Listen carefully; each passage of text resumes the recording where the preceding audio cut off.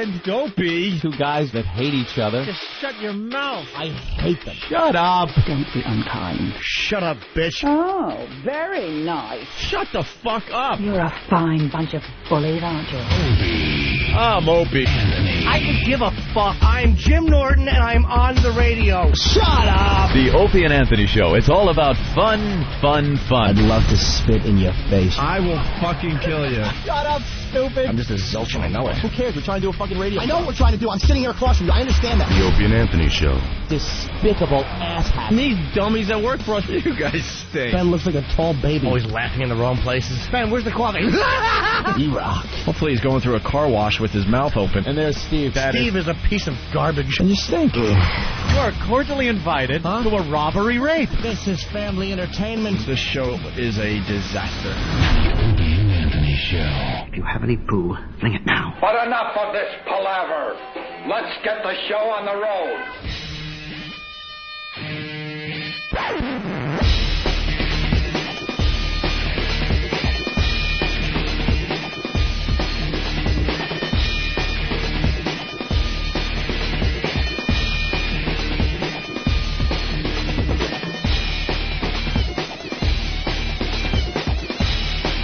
And welcome to the Opie and Anthony program. Hello. Ow, I'm really loud today. I don't know what's going on. I'm trying to adjust everything here. What happened over vacation? You are really loud. I'm booming loud. There we go. Did they adjust something? Of course they did. We are live, yes. Give me a paper so I can prove it. Because even during, like, the worst ofs, I thought we were live. And I'm like, wait, we can't be live because I'm down here in North Carolina. But What no. day is today? It is Monday, August 29th, 2005. Come on, just talk about the hurricane. Oh, yeah, Hurricane Katrina. Doomsday. Look out, here it comes. Catastrophic. Unbelievable. This Fox News alert, it's raining, there's a little wind. It's a windy day. Oh, we got another alert. Kind of drizzly, my hair's wet. Standing on a balcony. These panicky Pete's. Oh, they awful. Well, it's going to be a bad storm. It's going to hit, what? Now they're saying just east of New Orleans. Thank God it's taken a little turn to the east. We don't think we're going to see the catastrophic damage that we had talked about last night for hours on end. I was going to say, they've been scaring the shit out of us for almost 2 days straight, and Yeah. finally this morning they're like, well, it's going to be bad, but not as Not as bad. it's not going to be the end of the world like we predicted last night. And they were saying it was going to be the end of the world. They were talking about New Orleans like it was done. It was going to be gone, washed away, never to be there again. Hundreds of thousands of dead. One guy was calling, I mean, all the people I heard of from last night. I was hooked. I was watching it all night. It's the best. The one guy was talking about that this will be our Asian tsunami, which means I guess Rick will write a song about it and get fired, but it'll be our Asian tsunami with hundreds of thousands dead. He was talking about a toxic soup that will be there because of all the refineries and oil. The oil tanks will dislodge from their mountings, spilling gasoline on the surface of the water, which will cause fires. If people stayed, their houses would blow away. They would have to cling on to, this is a guy talking, I heard this, cling on to light poles, and then will come the fire ants, he said. As you're clinging for life to a light pole, the fire ants will also need a dry place. Right. The light poles. Right. And he says that the fire ants will win, and you will just be eaten by the fire ants. So you're hanging on for dear life, and now you got to deal with a fire ant Dude. biting your ass?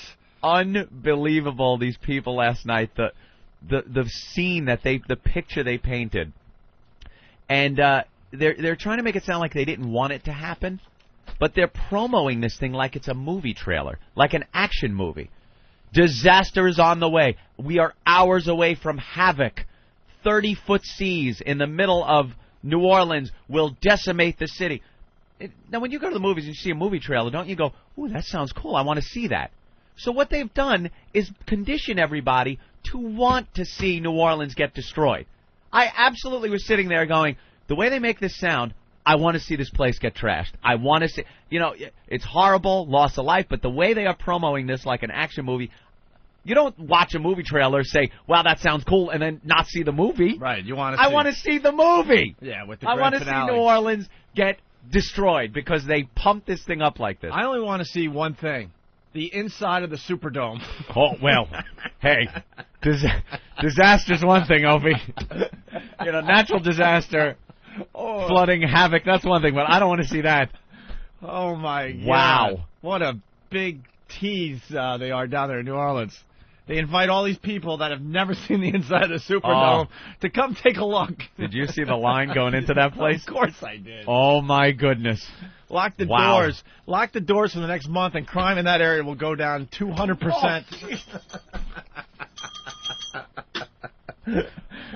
Just put a padlock on the doors and call it a Horrible. day. Oh, is it a bunch in residence? Oh, Jesus. Oh, my God. Let's just put it this way. I guarantee out of all those people online to go to to sleep at the Superdome for a few days, none of them have ever been to a game. You don't think they've bought a ticket? I don't think so. They're usually outside selling the cheap T-shirts and they scalp the tickets. Yeah. That's how filthy New Orleans is that the storm doesn't even want to go through it. Yeah, let's just make a right, hit the ocean. Turn. Yeah, we'll go to a nice resort somewhere. Come back in Georgia. But then the news has the coverage of everyone just marching into the Superdome slowly but surely because they have to check every single person for guns and what have you. But then, Fox News alert. Can the roof of the Superdome actually take this hurricane winds? We'll be talking with an expert. Then they started talking about how the roof could collapse under this wind. And as they're just ushering people into this place, of course, Fox News had to talk about how the roof might collapse. Just every disaster scenario. They painted a picture that was horrific. Hell on earth. Geraldo. I was watching Geraldo last night, and he was talking to people in New Orleans as if they were dead already. I swear to you. He's like all somber. Well, where are you right now? I'm staying in my house, Geraldo. Okay, do you have any next of kin you'd like me to notify? He did not say that. Dude, he was so somber and so, hang in there, man. We're pulling for you. He was actually writing these people off, talking about, if I have to hear one more time, how New Orleans is like a bowl. Did you hear that? Yeah. With Lake, whatever it is, Lake Pablo Katrina, what the fuck, is higher up than New Orleans. New Orleans below sea level. And the Mississippi River on the other side above New Orleans, and the Gulf of Mexico above New Orleans, and it's like a big bowl. And the water is going to come in, and 30 feet, Opie. Going to get 30 feet of water is going to cover houses, buildings, get to the third floor at least of your hotel because there's going to be this flood. So I tuned in this morning. I wake up and I'm waiting to see just this movie scenario. I couldn't even sleep flooding. last night. I know. I was watched all the excited. coverage all the way to 11:30 last night. I wake up in the morning, I look, and I wait. There was a guy standing on one of the streets in New Orleans, and he was near one of the gutters, and he had his hand in the gutter, and he was splashing what amounts to a puddle. A puddle going, well, as you see, this could be the beginning of the flooding. Flooding. Dude, it was a puddle you would get on any rainy day. Rainy day. It rained in New York yesterday. We had puddles like that, so. Oh boy. There's the Superdome, huh? Up to 9,000 people huddled at Superdome. Uh-oh. No, they're just playing football. Looked Don't like worry about fight. it. No, not at all. I thought they maybe there was were some just playing a little bit. Some problems in the No, it's okay. Very, very frightened. All is well at the Superdome. For all the people there. No, it's okay. Wow, there are certain people that just couldn't leave the city, huh? You know, this is the angle we have to take today. I mean, if you want serious coverage, XM has a channel 247. Yeah. It's the emergency channel. You know, I'm sure they're very dramatic over there. If you really I'm sure. If you really need drama this morning. Yep. But we gotta look at the silliness of this whole thing. I just want to see one weather guy just be taken out. I just want to see it. Please, one piece just of sharp one debris. Guy actually blunt. Get hit by a Buick or something. Yeah, please on live TV, please. Because what school did these guys go to where they could handle a hurricane, but they're telling everyone else to get the fuck out? Get out. It's Get out. dangerous. I could handle it. Me and my cameraman know. Right. We know how to deal with this weather. And they just stand there. Well, they're showing a guy now, of course, in heavy rain and winds. You see the guys with the wind meters? Yeah. One guy, all last night, he's squinting. Of course, he's standing with his face into the wind because it looks better that way. It looks more dangerous. But he's squinting, and his hair is blowing, and the cameraman is actually, dude, shaking the camera. I'm not kidding you. I watch this stuff with an eagle eye. I love this stuff. And the cameraman was shaking the camera on purpose to make it look worse. So the guy holds up the wind meter. He's got his little wind meter. He holds it up, and he goes, all right, I'm looking, 10, 12, 15. Dude, that's a breezy day. It's a breezy day. You made a good point in the office. They should have someone just off camera throwing stuff at the weatherman. Oh, would that be great? He's just talking how horrible it is, and a producer is just lobbing spaghetti colanders at him. And right, real dumb stuff. 2x4s. A baby. Baby goes flying by. All right, let's take the worst. We're going to take a lot of phone calls this morning because a lot of people have comments about this. Let's say hi to Josh in Philly. Josh? Yo, guys, how you doing? Hey. Welcome back. Oh, thanks. What to say? 9,000 people huddled at the Superdome. Only 3 are missing work. Syndication. God damn. The workforce, everyone showed up. It's amazing. Well, we got a lot of audio. Fox News from last night. The main thing, and I've said it repeatedly over the past couple of hours. Oh, we should tell people, Shepard Smith on Fox News. Yeah. He's broadcasting, and right behind him is the balcony that we broadcasted from Mardi Gras. Well, what is the hotel that we stayed at? Royal Sonesta. Yeah, that's where he's staying. Yeah. That's where he's staying. You could see that in the background, too, because we broadcasted about a block away from there. Yeah. But I'm looking behind him going, wait a minute, that's the balcony where we saw a lot of titties. Yes, it is. And now he's doing a serious news report from his video phone. Jimmy's Rotten Fetus from Whackbag. Yeah. He saw Geraldo last night, and I guess he said, good luck, bro, to the residents of... Oh, Jesse from Jersey also saying that? Geraldo to the New Orleans residents, good luck, bro. All right, well, here's Shepard Smith from last night. The main thing, and I've said it repeatedly over the past couple of hours from local emergency managers, is you have to have a go bag and you have to have a plan. That's from all the way, from Louisiana all the way into Alabama and Mississippi. Tornadoes are coming. A massive hurricane is coming. Fires are possible. This warning from local officials in New Orleans who say it could be 12, 14 hours of time when emergency management officials will not be able to respond to emergencies within the Big Easy. Fires may go unattended. Police calls may go unattended. Ambulances may not be able to come, so they stress, be ready as you can. The picture, they're painting. And then Shepard Smith this morning kind of started tearing it down a little bit, saying, well, I'm here in my hotel room. We're looking at projections with meteorologists and computer and radar. And the eye wall seems to be breaking apart. The winds are down. The pressure is rising again. So it doesn't look like it's all as bad as it. It's not going to be the worst case scenario. Now they were saying worst case scenario last night, like it was definite. Mm-hmm. Well, we got Larry King. You want me to play this for you? Oh, please. Listen to what Larry King said last night. You saw an article in the National Geographic in October of 2004. That's last year. It outlined what would happen if a Type 5 hurricane. Class 5 hurricane hit New Orleans. Category idiot. And it would lead to the kind of devastation that would include building debris, coffins, sewage, a giant stagnation pond, maybe 1 million people homeless. Let's check first with Dr. Jeffrey Halverson of NASA, severe weather meteorologist. Is that a correct kind of fear? Absolutely. This is one of the worst case scenarios. It's kind of a doomsday scenario. Very rarely have we ever seen nature conjure a storm this powerful.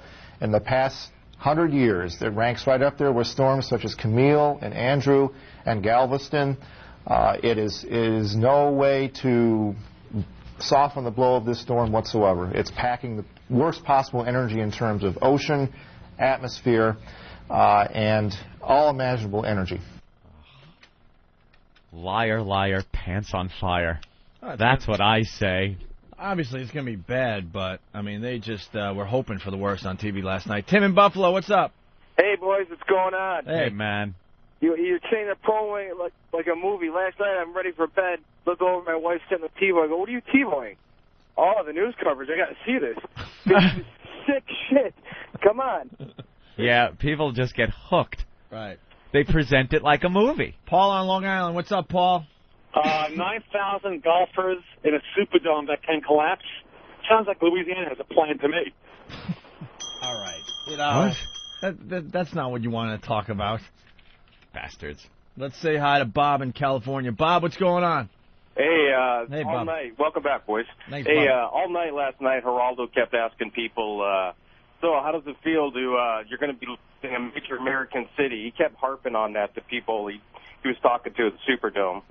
Yeah, he was saying, he goes, it's so odd that we won't have Louisiana, New Orleans as we knew it ever again. Exactly. He's totally writing the city off. Oh, brother. Did you guys hear the religious nut? No. This is some great audio. Jackie the religious nut at the Superdome? Or Oh, outside Superdome? Okay. We got Superdome All right. audio. Let's hear this. I want to talk to a woman over here. I just chatted with her very briefly. Seemed to have a great spirit. Maybe she'll talk to me. Maybe she won't.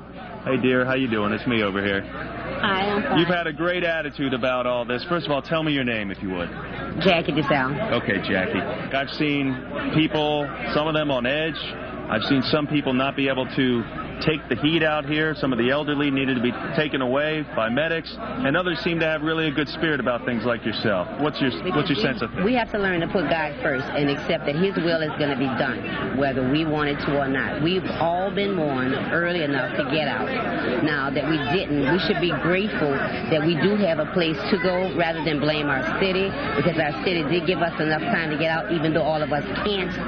But we still have to acknowledge that this is for our benefit. And did you choose not to go? You couldn't get out? I wouldn't leave my family. I would rather stay here and die with my family if it came to that than leave and come back and bury my family. You've heard the worst case scenario, and that is thousands will die. Absolutely. Do you think that will happen? Families that could get out are out. Those that could not get out are already in.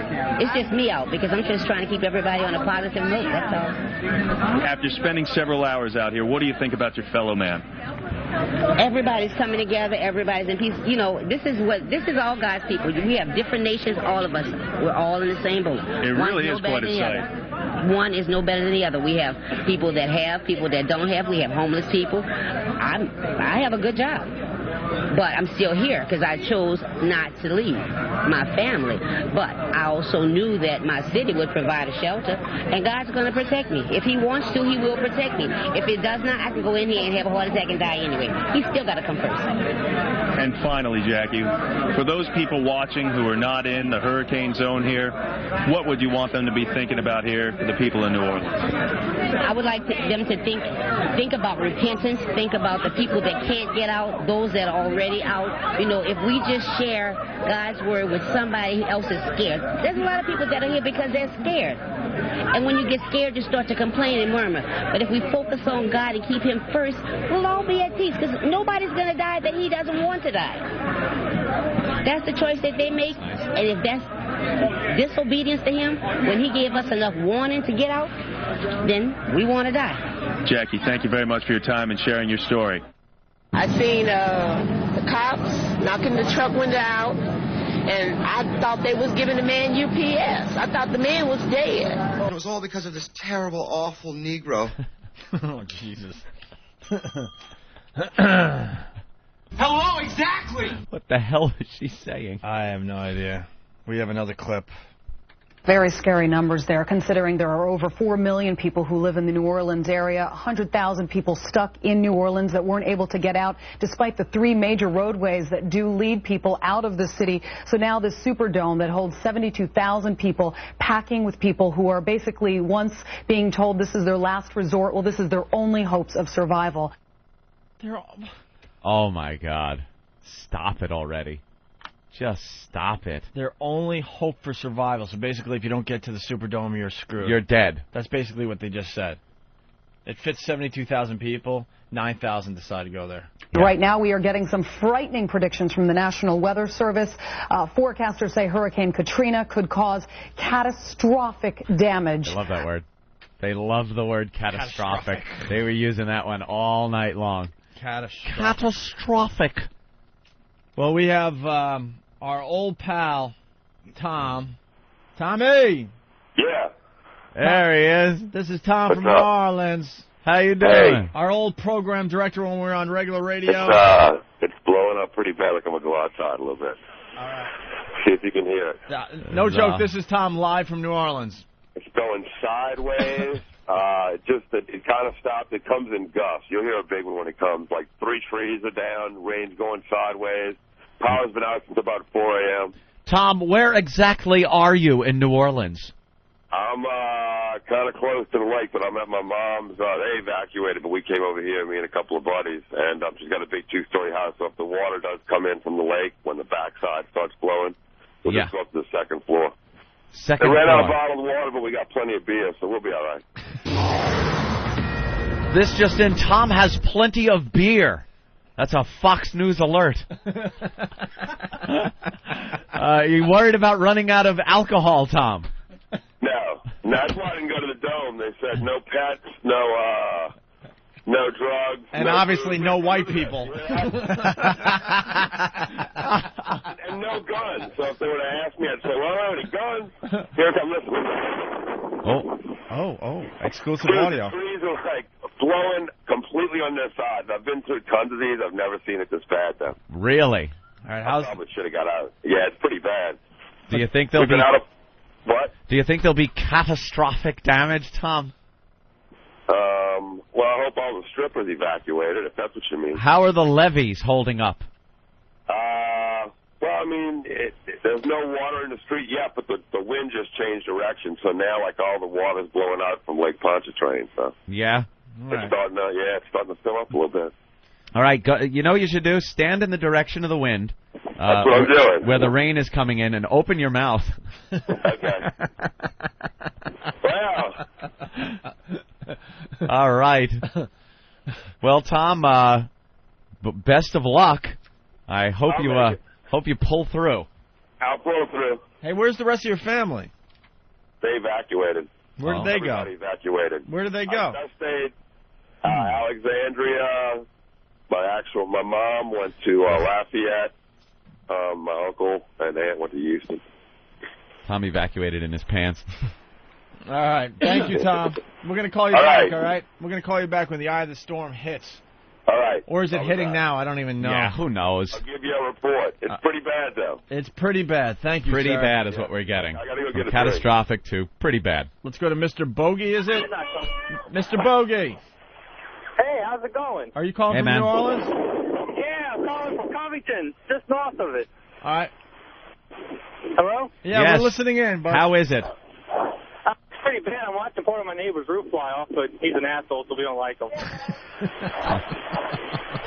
Part of my roof just came off, too, but it's not as bad as his. Well, how far are you from New Orleans? Right now, I'm about maybe 40 to 50 miles north. 40 to 50 miles north. Okay. And heavy rains? Yeah. A lot of wind? Lots of rain. Yeah. What? It's bad up here right now. Yeah. Probably not too far from where Tom's at. All right, Mr. Bogey, you have nothing to add. You have Thank you, nothing. sir. People right there in the eye of the storm and nothing, Opie. All right, well, there you have it. That's the latest on Hurricane Katrina. Yeah. Woohoo. And if you want serious coverage, go to XM 247.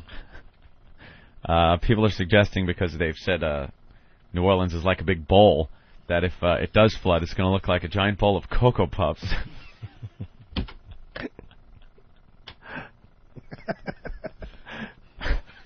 That's Hudson from Whackbag. Yeah. Very funny. Let's say hi to Tom in Pennsylvania. Tom, what's up? Hey, what's up, shit dick, shit chest? How are I you, was Tom? down on I-10 there. I left Texas late Saturday night into Sunday, and there was a 200-mile backup all the way from Texas to New Orleans on I-10 there, and there was guys along the road holding up sandwich signs saying the Messiah is dead, all of our sins are going to be paid for now, the end is here. And one other thing, if the Superdome does flood, does that mean it'll be a big bowl of giant Shwoogie Jambalaya? Oh, boy. See, they don't know how to handle it. Oh, boy. Oh, boy. Some people know how to do that humor. Others, well, you just heard a call from one. No clue.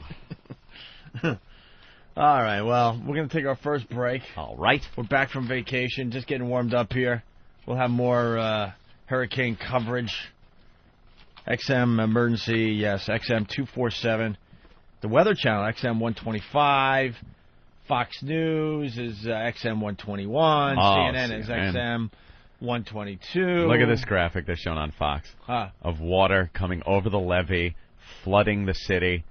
They're showing a computer animation they made, just showing it looks like 30 feet of water. Looks like they spent about 10 minutes on that. Yeah. Great graphics.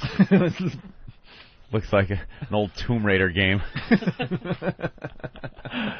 Oh, they'd love to make us panic. Let's say hi to Jerry in Minnesota, I guess. Jerry! Yeah. What's up, Jerry? Oh, not much. Just wanted to report there's no flooding in Minneapolis right now. Oh, really? Yeah. No flooding in Minneapolis. Nope. All right. Clear. All right, thank you, sir. Yeah. Yeah, I'm sure every city in America is taking the local angle. Oh, yeah. Will it hit us? How will it affect us? Blah, blah, blah. If a hurricane hit our city, what would happen? What would we do? What would happen if, a Category 5 hit us or whatever? In Minneapolis? Good luck. All right. First break, we'll continue and blah, blah, blah. We got to talk about the story of the vacation. Oh, yeah. This hit the papers, 2 days ago, was it? Yesterday? I laughed so freaking hard. I hope other people saw this. This guy's a real trooper. It's a huge New York story, and we'll let the rest of the country in on it in a few minutes here, okay? Wonderful. Oh, yeah, this is a good question. Let's say hi to Rich in Chicago. Rich, what's up? Hey, I want to know where the attacks of the media are on the weatherman in New Orleans. The assault on the media? Yeah, would that be automatic winner for August? Good opportunity. Yeah, August is just about over. We got to crown a winner for the assault on the media contest. We got, 2 or 3 days left, and I think that guy in Alabama is still in the lead. All right, thank you, Rich. Punch it out. Someone's suggesting Paul's wife should head over to the Superdome. Oh, my God. Like sands through the hourglass, so is the Oaday virus. What are the recent hurricane names? Emily. They're still Lily White. Was it Emily, one of them? Oh, what are we up to? Maybe she's D. Danny. Oh, you got them? What are they? Oh, some of the ones we've had so far. 2005, we started with Arlene. Arlene is a very white name, sure. And it used to be all female names, and then they had to be politically correct, and then they had guy names. I kind of like just having the female names. Of course. Right. Arlene, which is an old lady's name. Yeah. Brett, my brother's name. That's a white name. That's a crack name. Cindy. Well, okay. Cindy's a whitey name. Dennis. Hurricane Dennis. Emily. Came in with a sweater tied around its shoulders. Do you really want Hurricane Rufus? They didn't say black names from the 30s. How about that? Silly. Franklin. All right, Franklin's a black name. It sure is. Here's right? one that'll get a chuckle. Another old lady's name. Gert. Old Gertie's blowing. Like she did when the Kaiser was in charge. It's like a giant diaper spinning, just shit and piss and forgotten memories flung all over the state. My God, it's unrecognizable family members are being thrown all over the yard. Hurricane Gertie's track. Who's going to leave their home when they know Hurricane Gert was on the way? Jesus. It has no idea where it's been or where it's going. Hurricane Gert can't get anybody to acknowledge it or talk to it. It's a burden of a hurricane. Hurricane Gert's complaining its family never visits. According to Hurricane Gert, it's chilly again.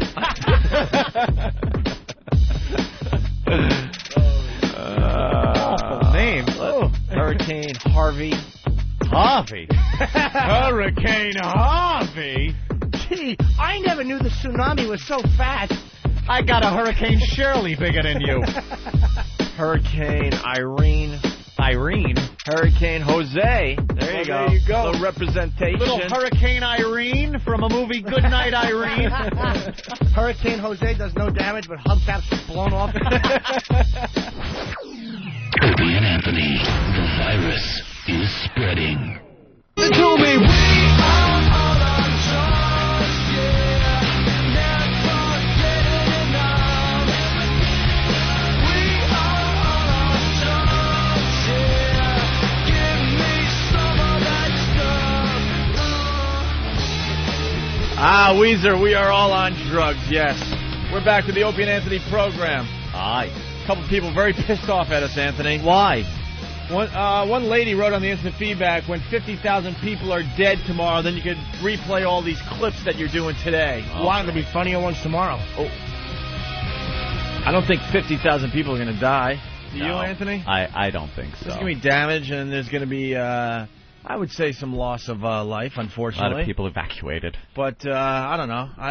The point we're trying to make is that they scared the shit out of us for 2 solid days, and this is a bad event, but it's not as bad as they were claiming it was going to be. Right. That's all we're trying to say. If They you were think about making it, really. They were making it sound like the hurricane that was out in the Gulf was the same one that was going to run over New Orleans.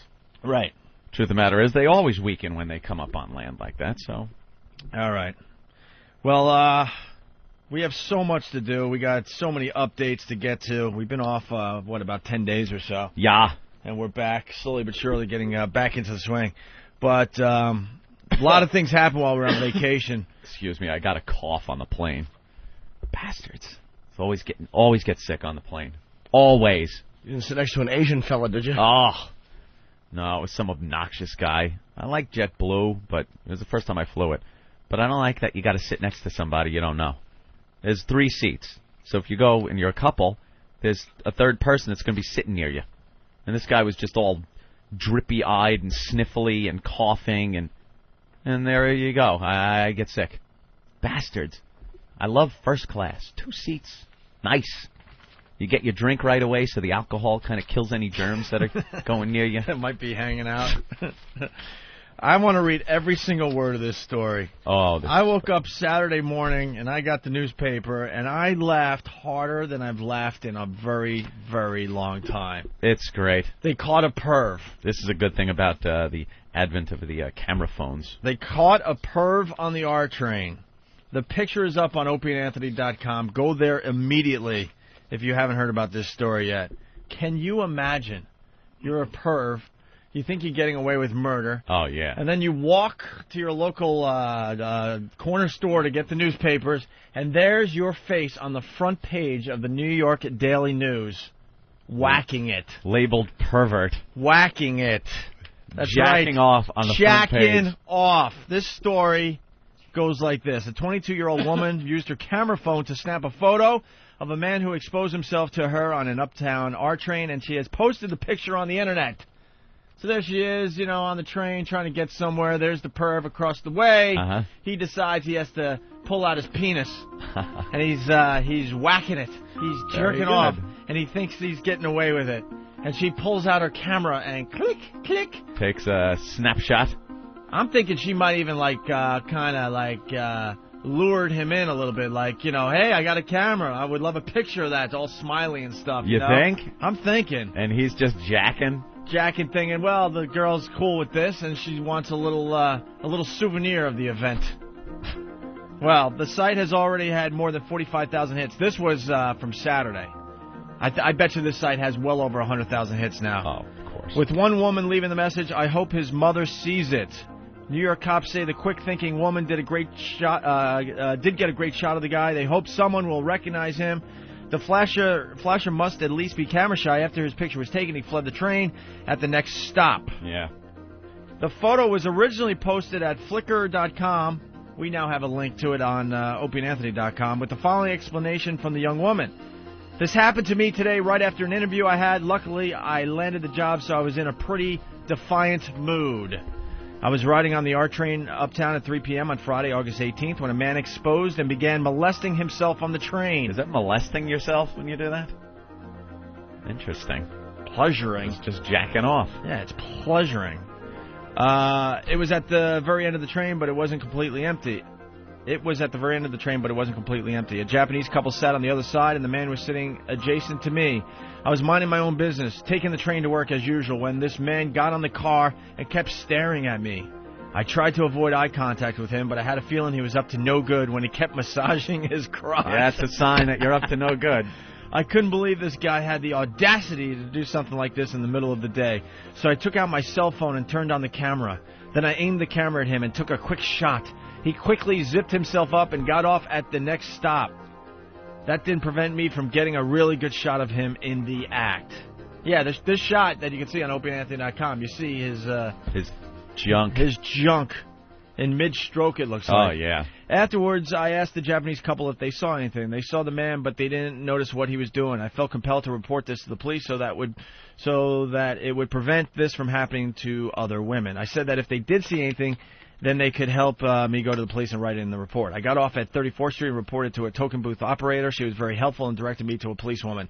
The policewoman wrote down my description, blah, blah, blah, blah. It goes on and on, okay. Oh, I guess that's from the Journal, huh? I actually wanted the story. Oh, boy. Oh, boy. Yeah, this is from the website. This is the website This Journal. is I actually her. wanted the story from the paper that appeared in the Daily News on Saturday.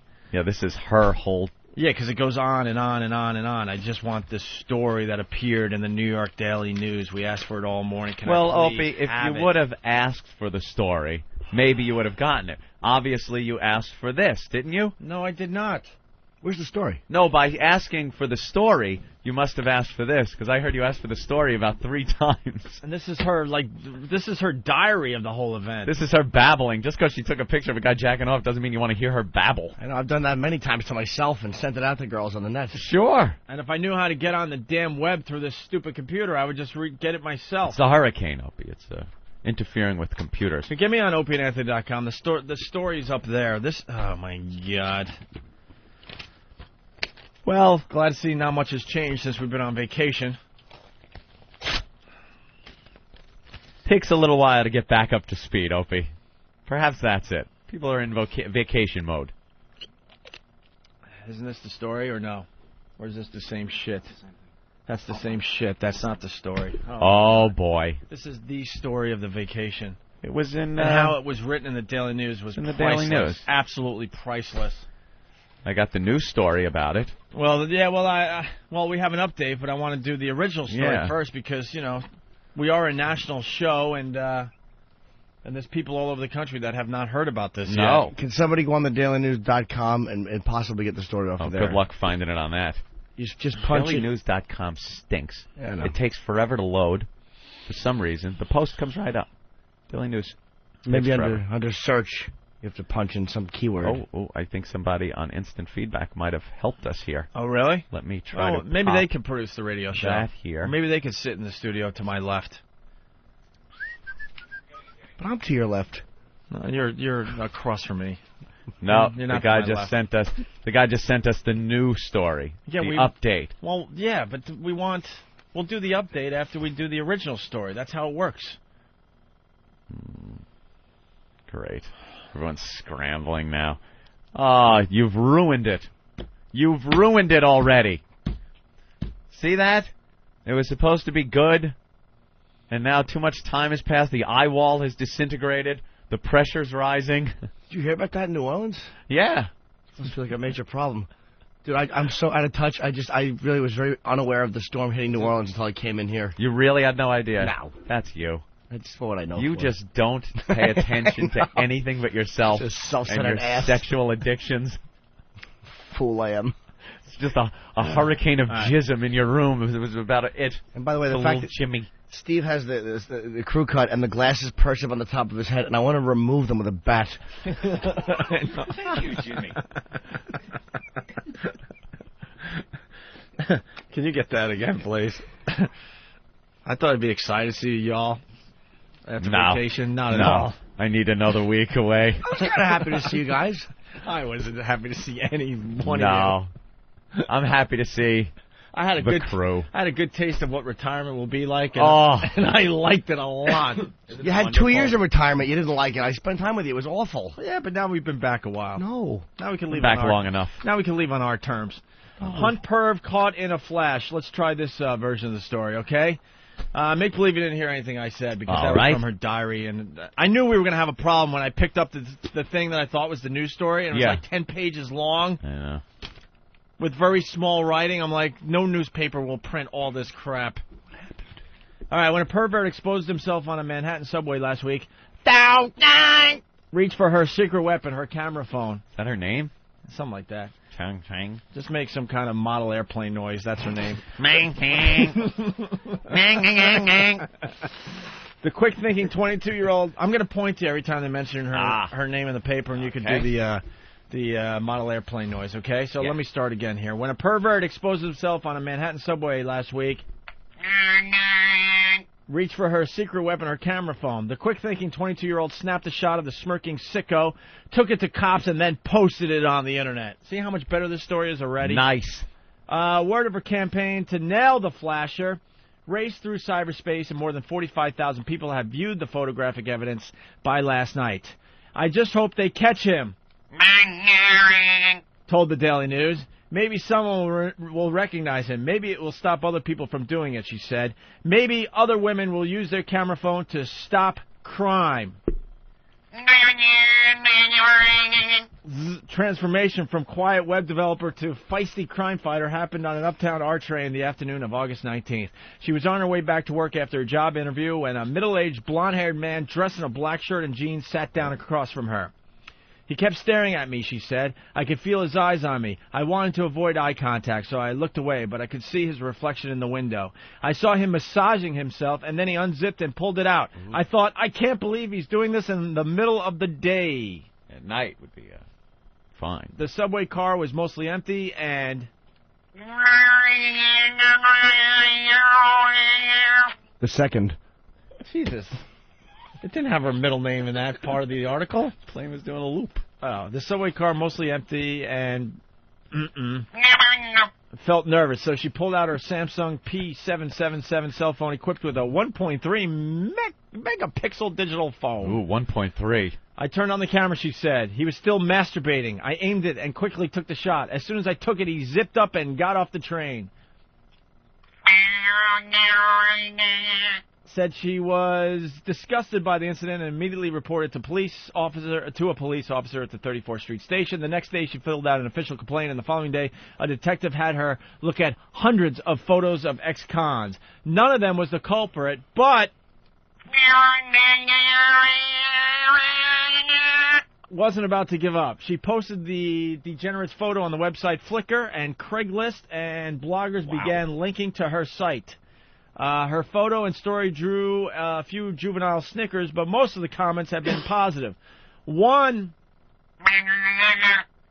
netizen wrote, "You go, girl." Another commented, "I hope his mom sees it." The NYPD, which confirmed had filed a complaint, also was impressed. It's great she took the picture. It'll help with the investigation.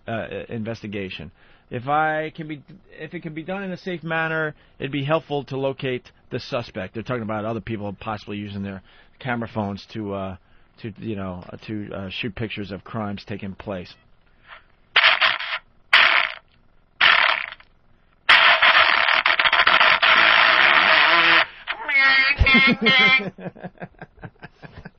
You're taking your job a little too seriously. Had it started. It stopped. Ran out of gas. Isn't the first strap hanger to use her cell phone to catch a criminal, and then it goes on and on. So basically, there's the story, and the front page. The Daily News took a very brave stance. They decided to print the picture on the front page of the Daily News on Saturday. What a waker-upper when you're having your cup of coffee. That's me jacking off on the front page. And there's no, well, it looks like I know it's me, but I don't think anyone else would know it's me. No, it's pretty much very it's obvious you who that person jerking is. off on the front page. So if you haven't seen the picture yet, go to opieandanthony.com. It's up there in all its glory. So we have an update today in the paper, New York Daily News. Are you ready? Because I think her name's in this paper as well. Ooh. Cops want to question a Manhattan restaurant owner after getting numerous tips. Numerous tips. That he's the subway flasher caught in the act by camera phone, police sources said last night. Nearly 24 people have phoned the Daily News and the NYPD to say they believe Dan Hoyt, good old Dan Hoyt, Danny, co-owner of raw food eateries called Raw Food Quintessence, is the man whose photo appeared on the cover of Saturday's newspaper. Phew. Good old Dan Hoyt. Oh, how embarrassing. Who thought he got away with something. Investigators contacted Hoyt by phone and asked him to come in for an interview, NYPD sources said. No arrests have been made. Hoyt did not return the news calls, and his business partner and ex-wife said it's not proven yet. She said whoever the flasher is, he needs counseling. Yeah. There should be a support center to support these men and find what is the cause of their action instead of putting them in jail, she said. Hoyt and Chan co-own 2 restaurants. He was married to an Asian girl? Looks like that, yeah. Yeah, see, he's into Asian girls. Tolentin Chan. Owns a restaurant down there on in the East Village and somewhere else, I guess. The photo appeared in the news after Oh, that's your part. Oh. The photo appeared in the news after 22 used her cell phone to take a picture of a blonde-haired man who exposed and found himself on an R train on August 19th. 2 other women who saw the picture, which was also posted on the internet, have come forward to say they were flashed by the same man. Rats. When it did happen to me, I was in shock, said a 31-year-old Manhattan woman. It's a violation of my space and my sense of safety. It angered me. He thought he could get away with it, she said. Yeah. We've talked to a lot of women, and they said that it's more silly than anything. Right. It's not a violation of space or any of that, as long as this creep isn't, approaching them and touching them and trying to go further. A lot of women, I'm just talking for them, that have called in the past, because we talk about this every once in a while. They think it's goofy. They think it's just plain silly and that it looks ridiculous. Of course. She said the man flashed her twice in the past 6 months, both times on the 1 in 9 line. Jesus. She said the man flashed her twice in the past 6 months. Same guy? She saw this guy twice in the past 6 months do this to her. This was another woman that came forward. I know that face and remember that creepy smile, she said. What a surprise to see his face on the front page of the Daily News. I am grateful for Mrs. Quick Thinking and hope this man gets caught. Let me ask you a question. Has it ever worked? Has there ever been a time where a guy yanked his dick out on a train and a woman went, oh, man, I gotta suck that? Right. That's never worked. Never, ever. Why would you do it? Well, I don't think you're pulling it out hoping that the chick's going to suck it. Well, you I think think she likes it. I think you're pulling it out because you want to, shock someone. Like, look what I'm doing. What Really? do you think? That's what I'm thinking. You think if she came over and said, let me she's going to hook suck you up? his dick right on the train? You think if that happened that the guy would be like, ew, get away, I just want to shock you? I think it's... Or you think that would be like, oh, my God, I can't believe it finally worked? So you're thinking rationally.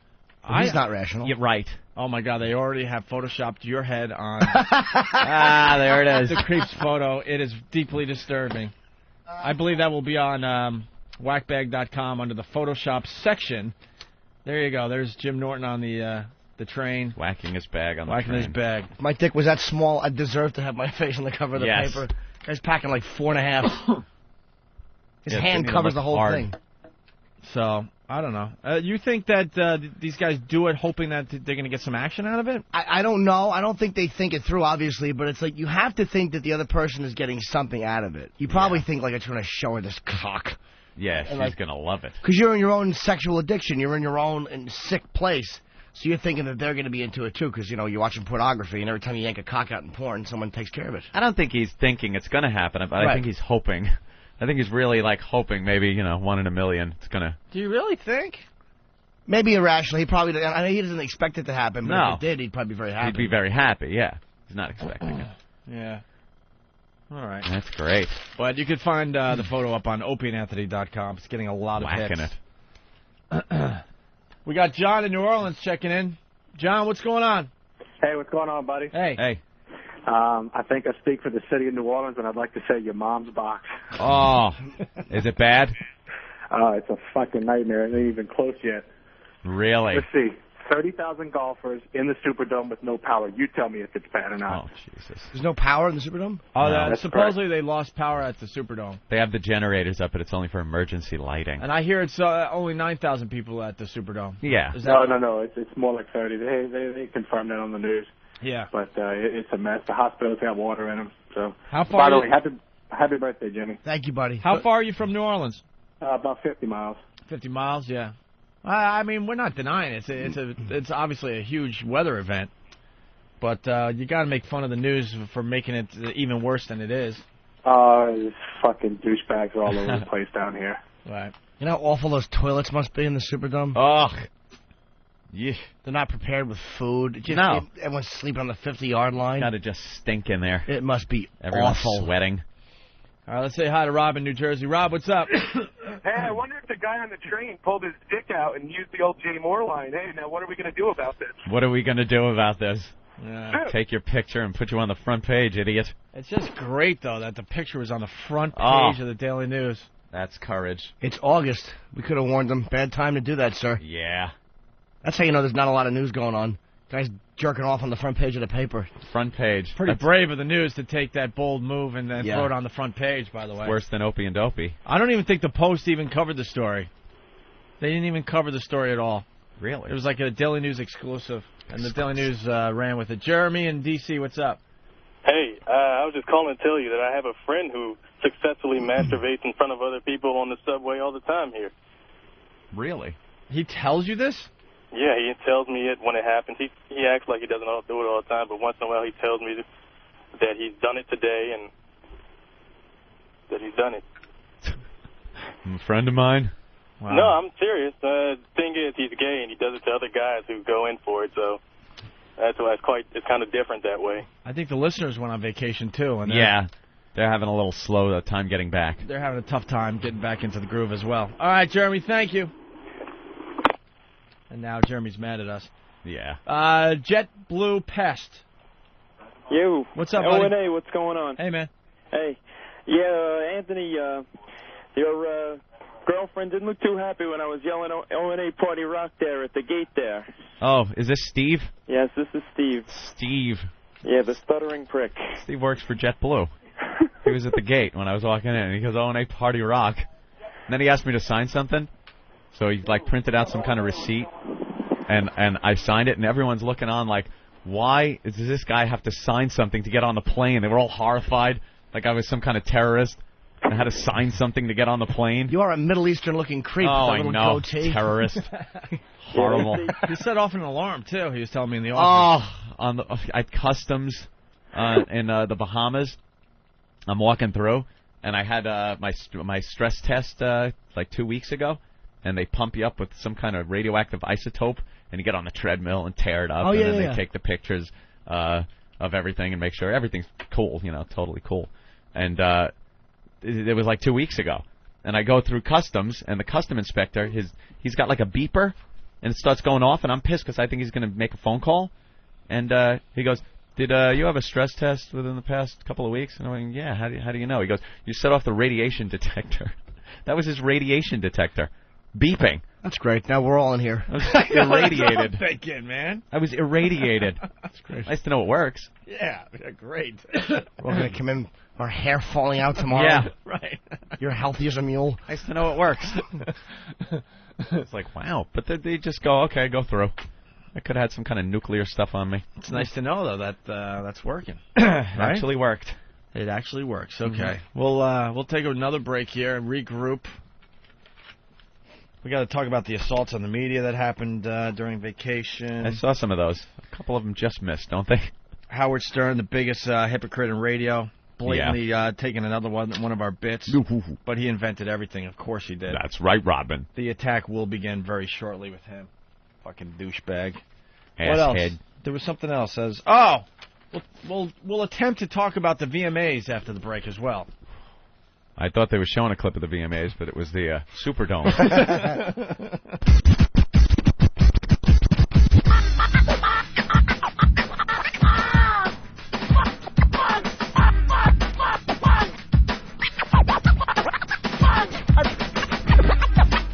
I broke my knee, man. I broke my knee, man. Knee, man. Knee, man. Man. I broke my knee, man. Hold my hand, man.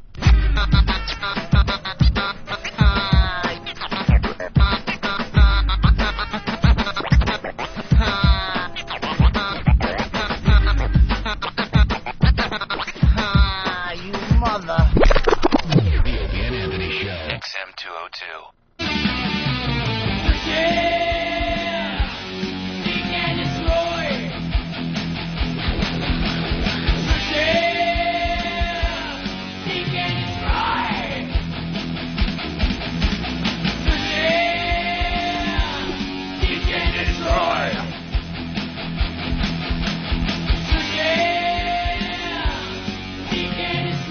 All right, you're checking out the Opie and Anthony program. We're keeping an eye on Hurricane Katrina for you. Of course we are. If you want serious hurricane coverage, go to 247 on your XM dial. Elo says they could get a little wet.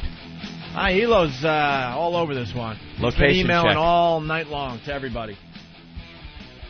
All night long. So there you have it.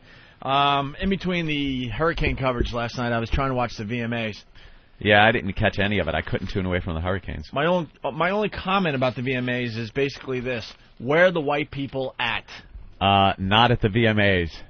Yeah, that was wow. What happened? Did we finally officially get old? Is what I have to ask this morning.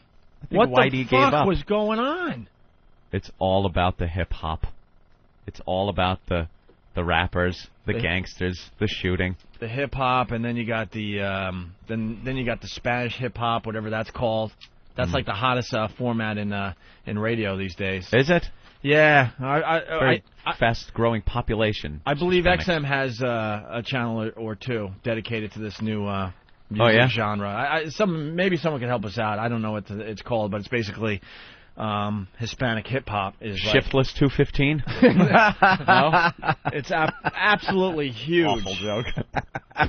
But you know, every year I look forward to the VMAs, and I tuned them in,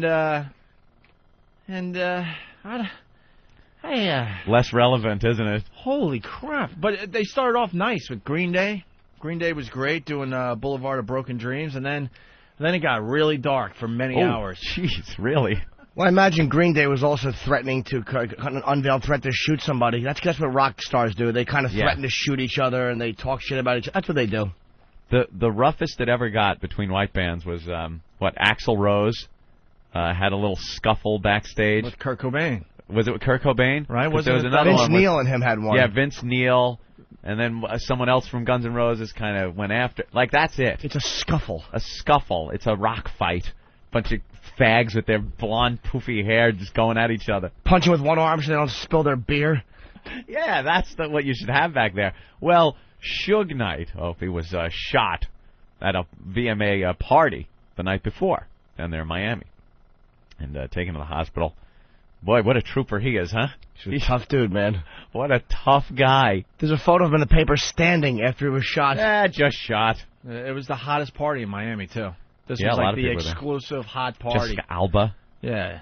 was there. Who else? There were a lot of the celebrities were there. And shooting. Why? Why are they shooting each other? Suge gets out and drives himself to the hospital. He was just pissed. Dude, He was just annoyed. That Put guy's a hole in my suit, motherfucker. That guy's a problem. Why would you fucking do that? If you're gonna shoot somebody, make sure. Why would you shoot him in the leg and then run away? Yeah. Someone said he shot himself. Really? By That's one of the accident. theories Yeah. that are floating around, that his gun went off accidentally because they can't find a shell casing. That would make more sense, right? Maybe if it's had a leg. Had his piece on him. But he's already quoted in the paper that he's basically going to kill the person that shot him. It's like, this guy has no fear whatsoever. Well, the guy that actually shot him was interviewed last night, and they got a clip of why he shot Suge. Oh, that uppity nigger went and hit me on the head with a shovel. I want to make it perfectly clear that Anthony, who sits to my right, hit his instant replay. What? It's Blazing Saddles. It's a famous movie. That would be Anthony.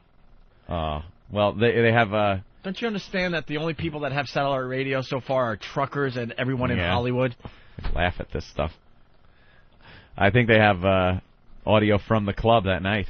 Robert, I swear I'll blow this nigger's head all over this town. Eric, stop hitting the buttons. Sorry. And Suge didn't sound too tough in this clip. Oh, Lordy Lord, he's desperate. Do what he say. Do what he say. Anyway, so Suge Knight was shot. Hey, where the white women at? Where are the white people at the Yeah. VMAs? And can someone please explain to me why Diddy is famous? I really don't understand. I don't get it. I don't understand why he's famous. I like the new I don't name, underst- though. Yeah, Diddy. It's not, catchy. I like how Opie picked right up on that. Thank you. Yes. It's not Puff Daddy. Thank It's not you. Puffy. It's not P. Diddy. Thank you. It's now Diddy. Diddy now. I'm still calling him Sean. I'm so far back. I'm just calling him I know. Stop it. Why do you... He tasks me. They're thinking it. You say it. Let's say hi to Woody in St. Louis. Woody! Backing up a little bit, Woody's going to help us out with an answer. Go ahead, All Woody. right, Woody. Hey, boys. Hey. Spanish hip-hop, I think the name you might be groping for is Spick Hop. Punching out. Sir. Not. Matt in Jersey. Matt, do you have the answer to that? Yes, I do, Opie. How you doing, guys? All right. It's called reggaeton. It's Spanish hip-hop and reggae mixed together. That's right. That's one of the hottest... Reggaeton. That's one of the hottest music formats in the country as far as radio programming goes. Really? Yeah, but Yes. it's gonna be a dying dinosaur pretty soon. I mean, it's already a dinosaur now. It's dying out. All right. Thank God. I'm a DJ. I know what I'm talking about. It All right. sucks. It's Thank called you, Matt. the yak format. And reggaeton is Not a- alive not and a- well on XM90. Oh, really? XM90. To get a sample of what we're talking about, go to XM90, Alegria, or something like that. I don't know. That took 6 years of Spanish. I have no fucking clue. 6 years of Spanish? 6 years of Spanish, and I can barely say my name in Spanish. Barely say potato. Oh, it's awful. It's absolutely awful. All right, let's hit the phones here. Yeah, so Diddy was the host of the VMAs, and I don't know. I don't get it anymore. It was a lot of rapping going on. Yeah, they've kind of, they don't really need white people music. Well, I saw 3 white performances that would be considered rock. Green Day, who they gave them a great spot. They opened up the VMAs, right? Green Day's really good. And then they had the Killers. Yeah. They weren't even invited into the venue. They had to perform in a hotel somewhere else in Miami. Really? They had to go to a hotel for their performance. Because I think the people in the audience wouldn't appreciate the Killers. No. Is what I'm starting to think. And then later on, way later on, they had Coldplay. Coldplay is one of the biggest bands in the world, and Yep. they threw them way late in the broadcast. Huh. And I think that was it as far as rock goes, right? And then it was just rap, right? Just rap all over the place, yeah. What happened to the big, didn't they used to bring, like, Schwarzenegger would come out, Mel Gibson would come out, like, there would be big stars that would come out on stage, big surprise at the end. There's always something huge. Well, last night's big surprise was MC Hammer. Oh, well, okay. MC Hammer came out. Hammer time. Did he do his dance? Yeah. Was he wearing his pants? No. Oh, can't do the dance without the pants. They were announcing that was a huge surprise, and then he performed for maybe 45 seconds. Yeah. And that was it, and everyone's like, whoa, wow, what? Oh, who saw that coming? It was awful. God damn. Here's Hillary Duff and Joel Madden with their awful intro to the Killers. Listen to this.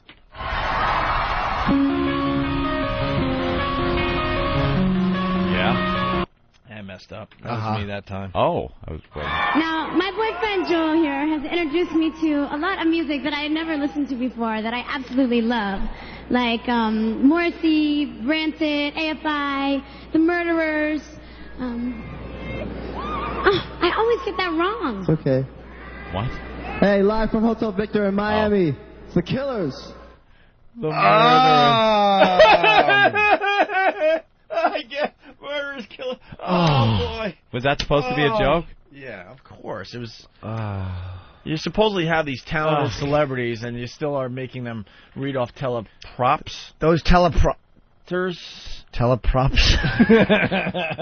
It's been a teleprop for about 9 years now. Yeah, there's small planes that fly by with Teleprop. I like the teleturboprop. Well, they myself. have them read that stuff that is right in front of teleprompter. Prompters. And they're That would never prompt funny you. jokes, and they're never natural. Well, it's, do you think that we could do that? Blah, blah, blah, blah, blah. Cricket. And then cricket. And now the award for it's really That format is dead. They fucking Good. clumsily lean into the microphone, and then I was coming down. Yeah, but it looks like you forgot your shoes. cricket. And now the award. I used to star in What's Happening. Yeah, where are your legs?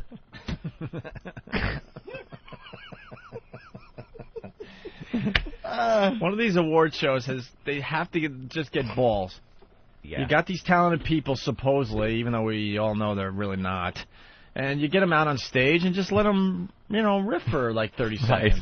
come up with something on their own instead of the crap they write for them. They're supposed to be talented. Mm-hmm.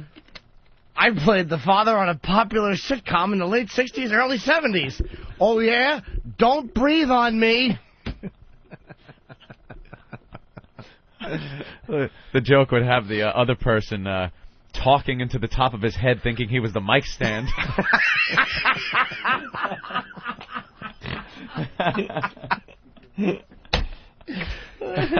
Well, this is fancy, putting a robe on a mic stand.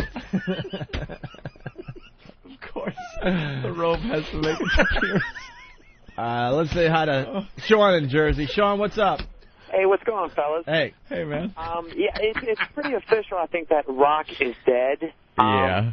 And what the hell? I mean, is it really that broad-based where there's that many people as a general appeal listening to this stuff? I mean, I don't know anybody, but then, again, I don't hang out really with Shuggy, so punching out. I'll tell you one thing, dude. One of the reasons is Rock did it to itself by turning into a bunch of preachy faggots, whereas rap is just, look, I'm not a big rap fan, but they're still like, you know, they're still hardcore, whereas rock has turned into a bunch of politically correct. They're all about causes, and nobody is just like fucking kicking ass anymore except for a few bands, so people are kind of tired of it. How do you expect to attract people that are trying to rebel if you're just fucking being goody two-shoes? Right. God, you make a great point. You really do. And the rap artists are, they still got their street cred. They're just out there, you know, rocking. It just seemed hip-hopping. It seemed like it was a great year in music, and it just wasn't represented at the VMAs last night. Represent. It was all about the rapping. All about the rapping last night. The only band that really... Green Day. That's about it. Green Day had a great year. Yeah. Let's say hi to Rich in New Jersey. Rich, what's up? Yo, boys. What's up? Hey. Hey. Hi, Daddy. Hi. I wanted to comment about R. Kelly going up on stage and doing that whole acting thing. Man, I seen better acting when he was pissing on the 13-year-old. Punching out. All right. Was she really 13, dude? How is this guy? Oh, I know. How is There's he a still... video. Fat Nick is still in jail, and there's video of R. Kelly tinkling on somebody. If she's 18, that's fine, but how old is this chick? I believe she was a youngster, yeah. How does that happen? I have no idea how this guy is still accepted amongst his peers. Well, MTV, which, you know, it's amazing, but it's like, how do they allow this guy on? I know. Yeah. Well, we have wow. 50 Cent. A little altercation with Fat Joe. Well, we and got 50. What is Fat Joe thinking? Yeah. He's had taken 9 bullets. Why would you fucking tangle with him? I just want to play this 50 Cent clip really fast for you. Right. Of course, you guys are hitting the stage today. What song are you performing? Are you excited? How did the rehearsals go? We're going to do a melody, you know, so we'll do a little bit of, I don't even want to tell them. You know, you got to stay and watch the show. What? He meant to say medley. Did he? Oh, did he? Yeah, well, the long Did he? clip. Yeah, he meant to say medley, but he said that they're going to do a melody. We're going to do a melody. Voila. And what's the fight he had with Fat Joe? What's the? There was some kind of altercation between him and Fat Joe, Yeah. and then a couple of people from each of their entourage got into a little scuffle backstage. So when Fitty came out on stage, there were a bunch of cops that were brought out around the stage to keep any problems from happening. And he was talking about Artie Fuqua saw it, like he caught it at the cellar. I don't know if any curses got through, but he said that he kept yelling, you know, fuck all you, you're all pussies, fuck everybody here. Yeah, no, Fuck all y'all. One fuck got on the air. We got it here. Really? But here's 50 Cent cursing on MTV last night. Well, this is the first clip. Fat Joe disses G-Unit. What's that about? That's 50 Cent's crew. I don't know what their problem is with each other, but why would you do that? Hit the button, Ope. I did. Opie! Oops. The equipment's not back from vacation. Cindy, hit the button. Oh, boy. Okay. Ever since you went to that ranch in Crawford. I like to tell the people home, I feel so safe tonight with all this police protection courtesy of G-Unit. And the winner is Missy Elliott. I saw them say that. Was that a diss? Was that Fat Joe? Well, Fat Joe's on stage, and then he's pointing out, look, you know. All the cops? Look at all the cops protecting G-Unit and 50 and all that. Yeah. Oh. Or 50. Oh, see, this is how dumb and white I am. I thought that he was just saying that there's a lot of people protecting everybody from them. Oh. I don't know. I still don't know what what happened. Again. I like to tell the people home, I feel so safe tonight with all this police protection courtesy of G Unit. And the winner is Missy Elliott. But what is he getting at? He's basically saying G Unit isn't that brave. He has to have all these police around to protect, or the G Unit crew, or what? Yeah, right. Huh? Anyway, that's what he's saying. Yeah. Right. They need all this police protection, pussy. but they act so tough and stuff. But they need the police around to kind of protect them. And then you got Mr. 50 here. That show is hey, man. Pussy boy. Fuck boy. Fuck. What? You know what niggas is true. With Bow Wow, Jamie Foxx. Oh, boy. This is an award show? Yeah. Or a backyard barbecue in Brooklyn. I don't fault the rappers. That's what rappers do. They talk shit, and there's a problem. Now there's But they don't just talk shit. They shoot each Oh yeah, other. I mean they're not doing anything different. I mean, 50 Cent was a fucking drug dealer, man. The guy's been shot. Why would you do that? So basically, now we got the deal. So Fat Joe disses G Unit. That was the first clip, and then 50 Cent responds and was cursing like crazy. That was the actual audio from last night. They were trying to dump out as much as possible, and then they actually just blew him off. Back to the announcer. I tell you, when I sat next to 50 on that plane, I didn't get that sense from him. He was a very soft-spoken, nice guy. How does he go through that metal detector? He must set that thing off, huh? I only got saw some lead in him. When 50 and I chatted, it was Right. on the aircraft. So I really didn't see. The bodyguards were in coach. There's a lot of bodyguards will do. And I think the G Unit manager. To touch his arm and go, 50? I might as well have, as much as I irritated him. Well, here's I really am awful. Here's 50 Cent responding again. That show is hey, man. Pussy boy. Fuck boy. Fuck. Wow. What? You know what niggas is true. With Bow Wow, Jamie Foxx. And it's funny, all these like white kids are cheering and clapping, and they have no idea that he really is threatening to shoot somebody. Someone's gonna die. Yeah. Someone's getting shot. I believe this award show was just hijacked last night. Yeah, by the Source Awards. Handed over. Complete with shootings the night before. Right, they're just like, hey, here's 3 hours on MTV. Have fun. The Source Awards. We're not getting in your way. Hey, keep immersing yourself in that culture, MTV. Keep thinking that you can keep it all under control. Keep putting yourself in that situation, and that's what you're going to get. You know what it gets me is their holier-than-thou attitude about, you know, they bleep out words about pot on the videos. They don't allow certain people on if they have a certain political stance that doesn't suit them. Yeah, absolutely. They blur out T-shirts that might have a little... pot leaf on it or some kind of crazy saying. You know? Yet they just open their doors and just start kissing ass on murderers.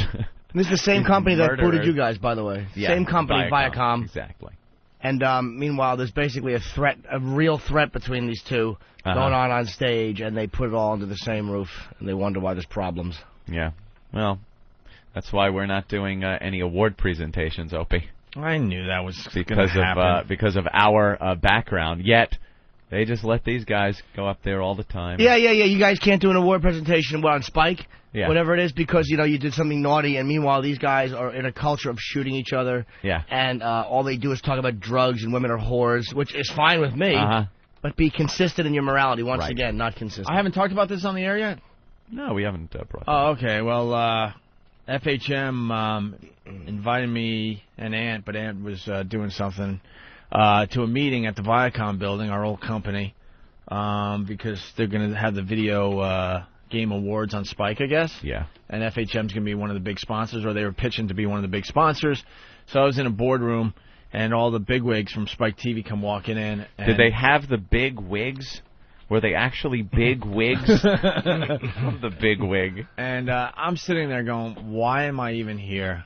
Yeah. But XM's like, no, this will help FHM and stuff. And I'm thinking in my head, there's no way this is going to help. It actually will hurt. Right when I read it, it's like, working on getting you guys to present. So supposedly the deal was, we would present an award at the Video Game Awards. At the Video Game Awards on Spike, which is cool. Spike. You know, I love video games. That'd be awesome. I know everything about them. I love them. And it would be good, relevant for us, or the show. It would be a perfect fit, actually. Yeah, it's not like us It really presenting it, a fashion award or something. And your like audience is huge in video games. Yeah. Plus the fact we would talk about the awards a lot, leading Of up to it, course. afterward, what happened while we were there, blah blah blah. Yeah, it could be fun. So I'm sitting in this conference room, and now they come in, and now everyone is doing the meet and greet. Like, hi, I'm blah blah. and This I'm is blah blah, blah. I'm in programming here at Spike, and the guy that runs the channel. So he's going around the room. They get to me, and the guy looked at me like you saw a ghost. Yeah. Like, holy crap, this person is supposed to be banned from this building. why for is life. he even in this Why is he Viacom even building? here? But he was being polite. He barely looked at me, barely said hi, sat down, and the whole time I'm like, oh my God, why am I here? And he wouldn't let you in the secret room. Why am I here? And then at the end, of course, this is what told it all. Everyone's leaving after FHM. FHM had an amazing presentation, by the way. Ben, you were there. An amazing presentation. Ben was there in my stead. Best presentation I've ever seen when it comes An to amazing this. Yeah, it was presentation. really good. And then it was time to leave, and all the guys from Spike TV left without even saying goodbye, which obviously... How about this? I obviously knew that was going to happen. Fuck Spike TV. It stinks. Fuck you. You stink. I love Jimmy. I hate Spike TV. You fucking faggots. Trying to get guys to watch. Jerk offs. 3 years later, we're still being blackballed, is what I want to say here today. Dog shit faggot channel. And I'm sure... That UFC stuff is pretty good on there, though. Of course, Damn the it. people we went there with from XM, they're like, I think the meeting went really well. And I'm like, I didn't want to bust anyone's bubble. And I'm like, yeah, it was cool, And what did I do? I called Anthony Opie, immediately, and I said, we just dude, know. Dude, and I told him what happened, and he's like, yeah. And sure enough, the email came down, I think, last week that they have passed on using Of course us. they did. Well, who Obviously. runs Spike TV? Gee, I'd love to know who the president of that is. Who's running Spike TV? I bet you he runs another network that does comedy on that same company. Honestly, I don't know. The guy I met who was I think it's supposedly Doug. the big guy at Spike, he looked at me like, ugh. What do you expect? Viacom. What do you expect, dude? They fucking blow. We are persona non grata, Opie. Yeah, well, maybe if you were convicted of shooting somebody, or if you fucking dealt drugs, you'd be welcome back on the network. Maybe that. And Fucking yes, musicians get away with everything. All right, let's say And hi yes, to- Brian, I was going to wear my wizard robe and pointy hat on the video game awards, which would have just been a big hit. Opie and Dopey. My wand. A big faggot.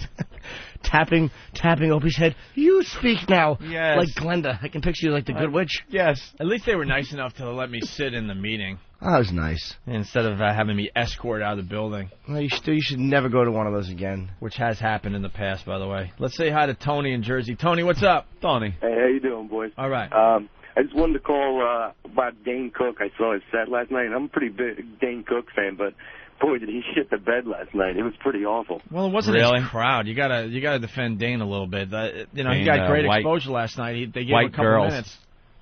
They gave him a couple minutes on the VMAs, and it didn't go too well, huh? Dane Yeah, I gets got a hot little- white chicks at his gigs. I got a little glimpse of You understand my fan Dane base from that. I thought, they physically showed me rapes up a his little fan bit. base.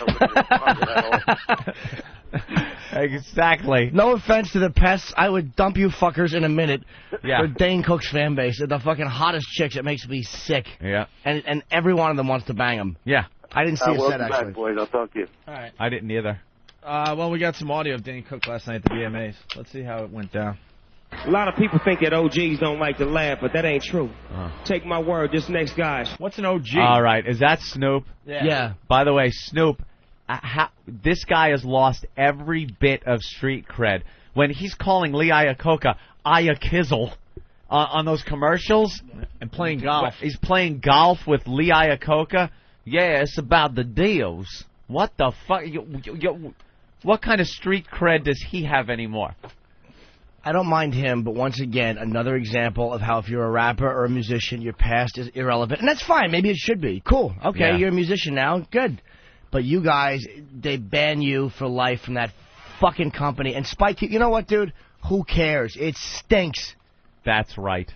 Oh, Fucking I don't. cornball network. You're fucking cornballs. Jimmy, I didn't go to the meeting. I know. I didn't go to the meeting hoping that someone's going to accept me. You know, I didn't care. I was just being a good XM company guy. I talked to you afterwards. I know you didn't give a shit. Good soldier. Yeah, I was being a good soldier. I mean, everyone knows we're rebuilding our careers here. We're trying to make the biggest comeback in radio history. Yeah, and, I know it is. So we're trying to go along with some of these ideas these guys got, but I knew the whole time that we were going to be dissed, and the black ball would continue. What you just said to me, said on the air, you said to me after the meeting I talked to you that day, and you're like, dude, it's going, no, we're not going to do it. You said the guy wanted no part of it. And Danny, thank you for bringing this note, but I did know. Doug Herzog, president of Spike TV and also of Comedy Central. I knew the answer to that. It was kind of a sarcastic thing, but come on, please. Is that a surprise? If you were an alternative guy, I'm sure you'd. Yeah, but I want to make it perfectly clear. I didn't go there hoping. No. I'm going to finally be accepted. Whatever. No. I Just did it kinda knew it. I did it for XM. Fucking hate them. Do you ever watch that Ultimate Fighting Championship stuff on Spike? That's I can't get enough of it now. I got the pay-per-view UFC? over the weekend. You could see that shit? Oh, dude, it's the best. Chuck Liddell is the champ now, and he is an animal. Animal. I had a problem with him once. You did? Yeah. Seriously? You're joking now. He heckled me one time, and I sucked his dick. I'm looking going, and there is no way you have a problem with him. Jimmy, is that really a problem? Without drool coming out of your mouth. The guy is an animal. You remember remember Tito Ortiz? Yeah, of course. He took out Steve in, 10 seconds In 10 seconds, he took out Steve C. Just like made him his bitch. All 5'8" of him? That Yeah. fucking not tall homo Steve is? He was, big, but he just laid Steve out. Done. And Chuck Liddell just knocked him out. Knocked Tito Ortiz out. And he defended his championship last week, and I got the pay-per-view last night, and this guy's just an animal. You can't imagine squaring off with this guy. And there's no big boxing gloves or any of that. No rules. They knock guys down on the ground, and then with their elbow, just start pounding them across the face. It is fan-fucking-tastic. We watched last night. One guy in one of these matches got hit in his big cauliflower ear. It made the sound of a cherry tomato smashing and snapping open, and blood gushed out of his head. Fantastic. See, I always wonder where my line is. Yeah. And it's right there. That's it. I can't watch that stuff. I love it. Cannot watch it, especially when they got them in that position where they can't defend themselves anymore, like you're saying. Yeah. And then just keep going to town. And they tap out, and the ref's got to jump in because the guy's so pumped up, he's just bludgeoning the guy's face with his elbow. Yeah. And knees. Like, a guy will duck down to try to get away from a punch, and the guy will just knee him in the face, laid out. It's fantastic. All right, well, here's Dane Cook with Snoop Dogg. That's where we were at, right? Snoop, yeah. Anyway. A lot of people think that OGs don't like to laugh, but that ain't true. Take my word, this next guy is funny. Straight up and down. His new album is blazing up the charts, and believe me, nephew, he knows the secret of what telling a joke is all about. Timing. So make a little noise for my boy Dane Cook. Dane Cook. Snoop Dogg has never heard Dane Cook before. Dane Cook. In his life. Isn't that a coincidence? He's the only white guy there, and his name is Cook.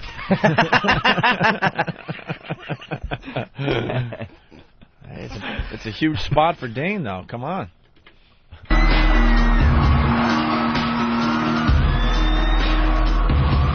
What's up? Yes. You've been a great crowd. Everybody's good. You've been patient. You're enthusiastic. And I want to tell you a little bit about a game I invented that we're going to play at the end of the night if you can continue this behavior. This is what we're going to do. In a few minutes, we're going to turn off all the lights in this entire room. This game I invented, it's called Who's in My Mouth? And it's a blasty blast. Could be Snoop. Could be, you never know. Could be a celeb. I was checking out the news and I saw this. This was kind of wild. Now, when you have a newborn baby, right? And I have to do it like this because I don't have time to pantomime an entire baby birth right now. So, you have a newborn baby. They can take your baby. They can put a microchip inside your baby. And if somebody kidnaps your kid, you can do a Google search and find your kid via satellite, right? Where's James? James? Honey, where's you? Get online now. Get online. And it takes you to like MapQuest, and there's a beacon of James on the 305. James is... James is stolen. I hate this idea. I don't like it. I'll tell you right now. I don't like it because sometimes technology fails us. This is what I want to do. I want to upgrade the entire scenario, right? Right next to the microchip. You know what I want to do? I want to put a detonator. Yeah, because if I can't have my kid, neither can you. Blow your kid up. I swear to God, this will work. We laugh because we like a little violence. We like a little violence in this country. And I know you're like me, you can't deny it. Sometimes when you see somebody walking down the street wearing a Superman t-shirt, you just want to shoot them in the chest. And when they start to bleed, go, I guess not. Don't wear that shirt. Wear a shirt that says, I bleed if you shoot me in the chest, citizen. All right, thank you. I'm Dane Cook. Let's give it away an award right now. Snoop!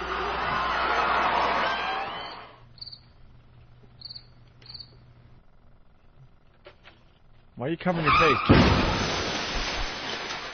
That's a rough spot for a comic, man. Chappelle went on last year and it's a weird reaction. It's not a comedy crowd, man. No. They're all a little too cool for the room to Yeah, laugh but they're at too anything. young, they're dumb. Yeah, I mean, they're not. Get it? Yeah, whatever, man. And they want music. It's like comedy and music very rarely mix. Why is Lars doing storm coverage for Fox News? Jesus, that really does it. look at Lars. I know it's a visual. Oh, he's got his goggles, Paisano goggles on. He's wearing goggles. It's a Category 4 hurricane at this moment in time. It has made landfall, and we are eagerly awaiting the destruction of New Orleans, which won't happen because they're all full of shit. All right. Winds now near 145 miles an hour, so... Face first into the wind like a douche. They're dipping down. Just take one of these guys out on live TV, please. A branch, Please. a 2x4, something that could hit him in the head. Just wail his head against that brick wall. I'm trying to stand. Yeah, we get it. It's windy. You're going to be on the coast of Mississippi. You know, you're a dead man. You got to get out of there. So, I don't think they were hyping it. Check back with you in a couple of minutes. If you could, I don't even know where he's going to go. He said the buildings are locked in his hotel. The closer the building, the less wind resistance. All right, Steve, come on back toward the camera where it's not quite as windy. He's out in the wind to demonstrate how breezy it actually is. He's talking about the loss of life, and I'm looking on the Times-Picayune website, which is the big newspaper for New Orleans, and there's a blog, and there are people who live all over the country who are writing. There's a Jim in Michigan who is terrified that his mother, who lives in New Orleans, she told him, I'm not leaving, son. I've ridden these out before. He is terrified for his mother. There's some other people as well who are worried about their loved ones. Because you don't have contact. Yeah. And Mississippi Emergency Management, by the way, they're All right. I'll tell you one thing. I'm really impressed with this. I got to take back what I said about Spike TV. There's some really impressive programming on this network. I was completely incorrect. There's some good stuff. I know you like the Ultimate Fighting stuff.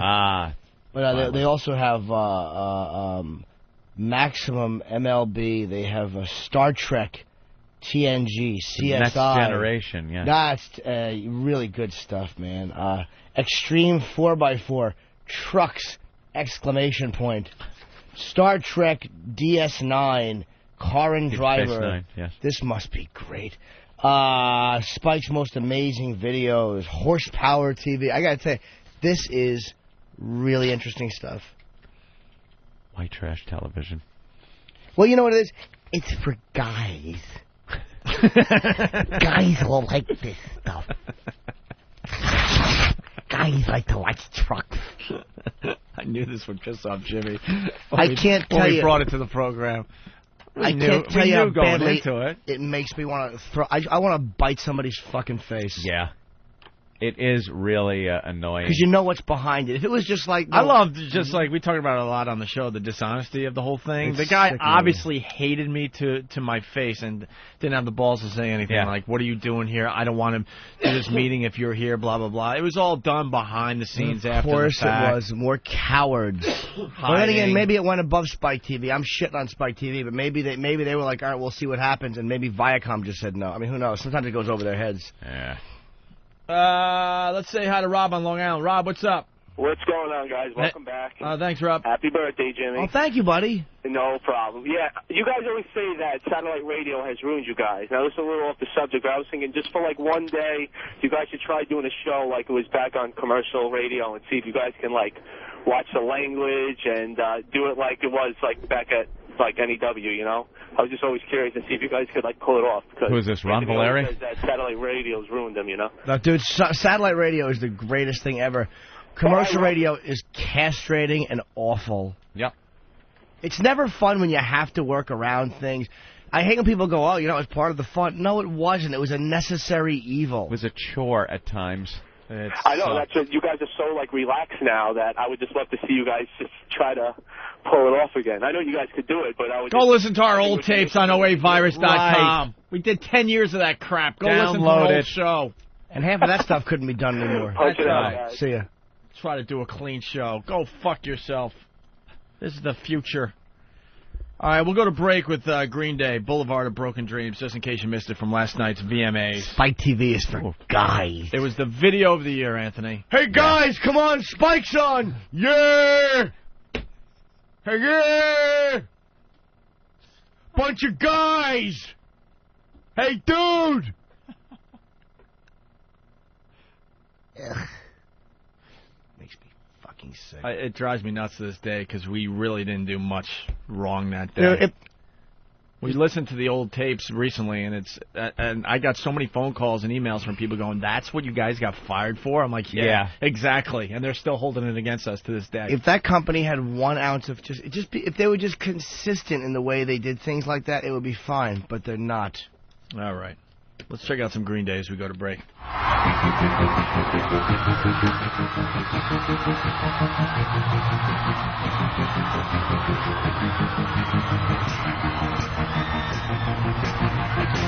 walk a lonely road, the only one that I have ever known. Don't know where it goes, but it's on me and I walk alone.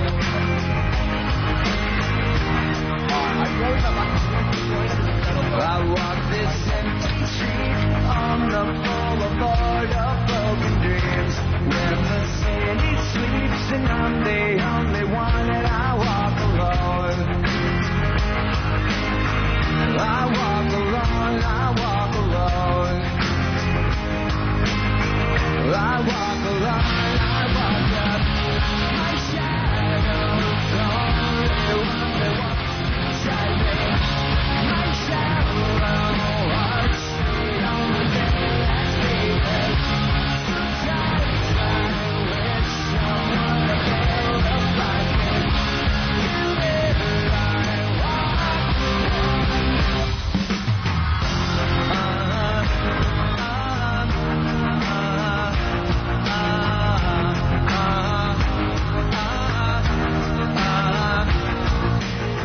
I'm walking down the line that divides me somewhere in my mind, on the borderline of the edge where I walk alone.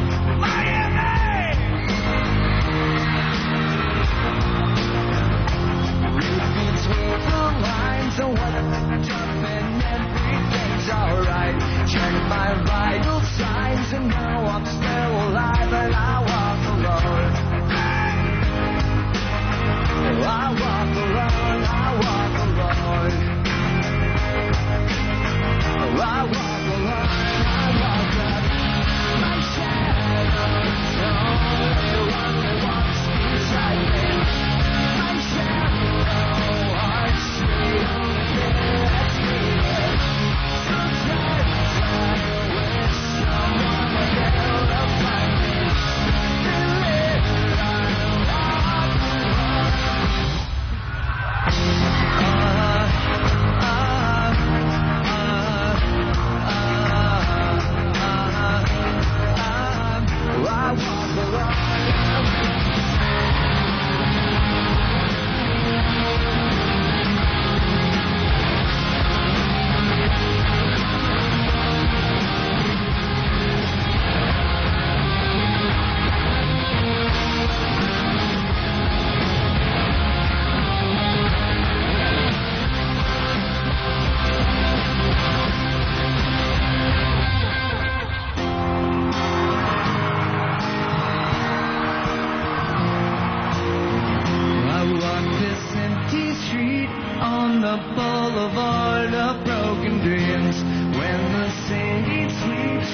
I'm the only one.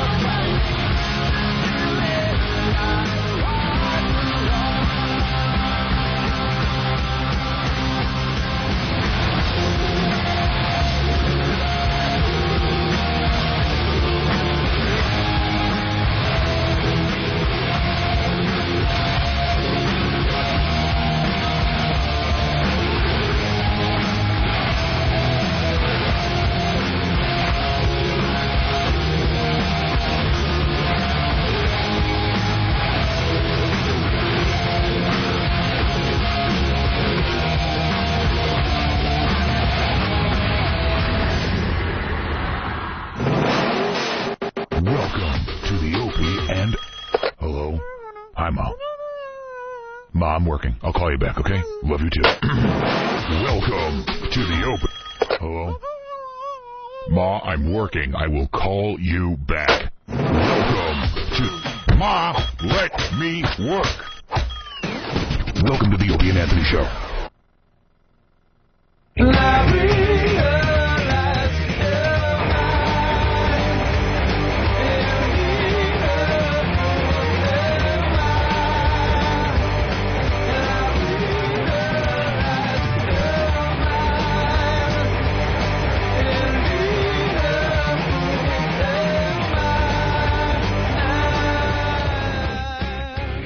All right, you're checking out the Opie and Anthony program. First day back from vacation.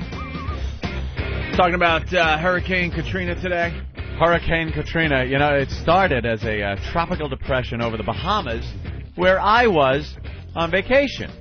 And it amounted to one really kind of rainy, windy day. And I get an email from Eric. I heard you were in Atlantis. I heard that place got decimated. Are you home yet? Or is it... What the hell news did you hear that... That's what they were saying on the news in Florida, down in West Palm. They were saying it was right over the Atlantis, and that all got hit and everything. I'm like, oh, great, he's there. It was rain. Let me tell you where I was during the peak of my experience with this hurricane. I was in the pool as it was raining. It was just... It was like some drizzle. It was still 95 degrees. Did it you was do fantastic. You do the lazy river? No, I didn't do the lazy river. There was more damage done by Hurricane Casino, which did thousands of dollars of damage to my wallet. Really? Took a hit? Oh, I took kind of a hit. Took a couple of G's. Couple of G's. Really? Oh, yeah. It was awful. I was doing good, and then I was doing horrid. And 3-card or black? 3-card. I was doing really good, and then, you know, took a shit. Happens. So you're saying that Stupid got all the facts wrong and called you panic-stricken? Completely sent me this panicky email. Thought I was in the heat of it. There's nothing. It rained for a day, but the rest of the time down there, god damn, that place is great. Atlantis is nice. I it's love awesome. It was so fucking hot. You go to the beach and you couldn't stay out of the water for any period of time. You would burn up. How long the flight? Direct flight from JFK down there on JetBlue. Took about 2.5 hours. That's it? Yeah, no dealing with Miami, that fucking airport in Miami, nothing. Direct flight, off the plane, you're at the hotel, you're at the beach a few hours later. And long the beach ride is great. to Atlantis, though. Oh, you get the taxi ride with the guy, and they're on the crap. wrong side of the road. The steering wheel's on the other side of the car. You're shitting your pants. The locals are out. Oh, boy. You're just praying you can get to the compound. The savages. Oh, my God. The savages are out, man. We have talked about that. Oh, please, taxi, don't break down. The ride from the airport to the compound is always an experience, no matter what tropical island you go to. Holy crap. You're just seeing the sights. It's just an island of poverty with these little oases of hotels, luxury hotels, that you just do not leave. You don't leave the compound. And with a taxi ride to and from the airport, you have to leave the compound. That's an adventure. So you're looking around, and sometimes they take little shortcuts through the neighborhoods, and you're just looking at the houses, and oh, please, Please, car, keep going. Can't you get a driver or something, like a car service? Oh, what, like a limo? Something, yeah. Oh, yeah, that would probably attract attention. It's really not I don't much think you want to be down there. driving a limo through some of these neighborhoods. No, you just drive one of those vans. They got those Yeah. taxi vans. Yeah.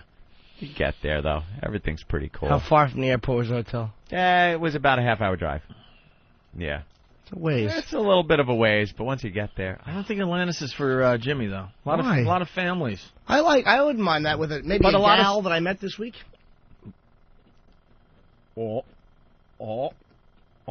Yeah?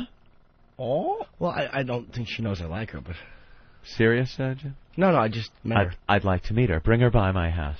I actually met her on a train. She took a picture of me. I think she liked me. She snapped a picture. Yeah, I couldn't tell. Expressionless face. That's why you didn't know she was taking her picture. She was just staring at him with them stupid eyes.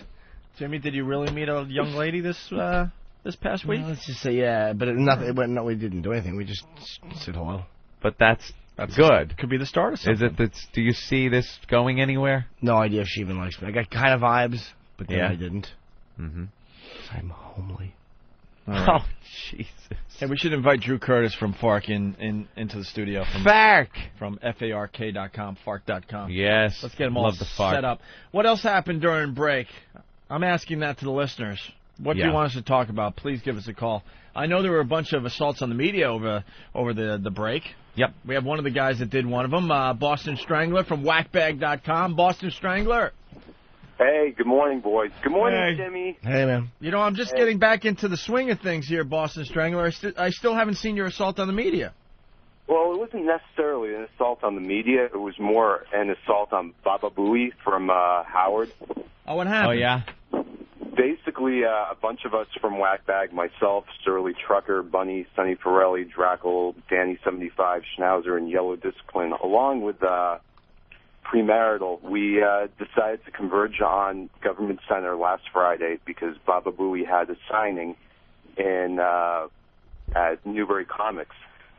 So what happened was Fucking Howard, I gotta tell you, man, because this goes way back. Because we used to cross paths with Baba Booey here and there, and Howard just doesn't pay the guy a lot of money, so he still has to do these dumb, awful appearances to try to make ends meet. Yeah. Way to take care of your people, Howard.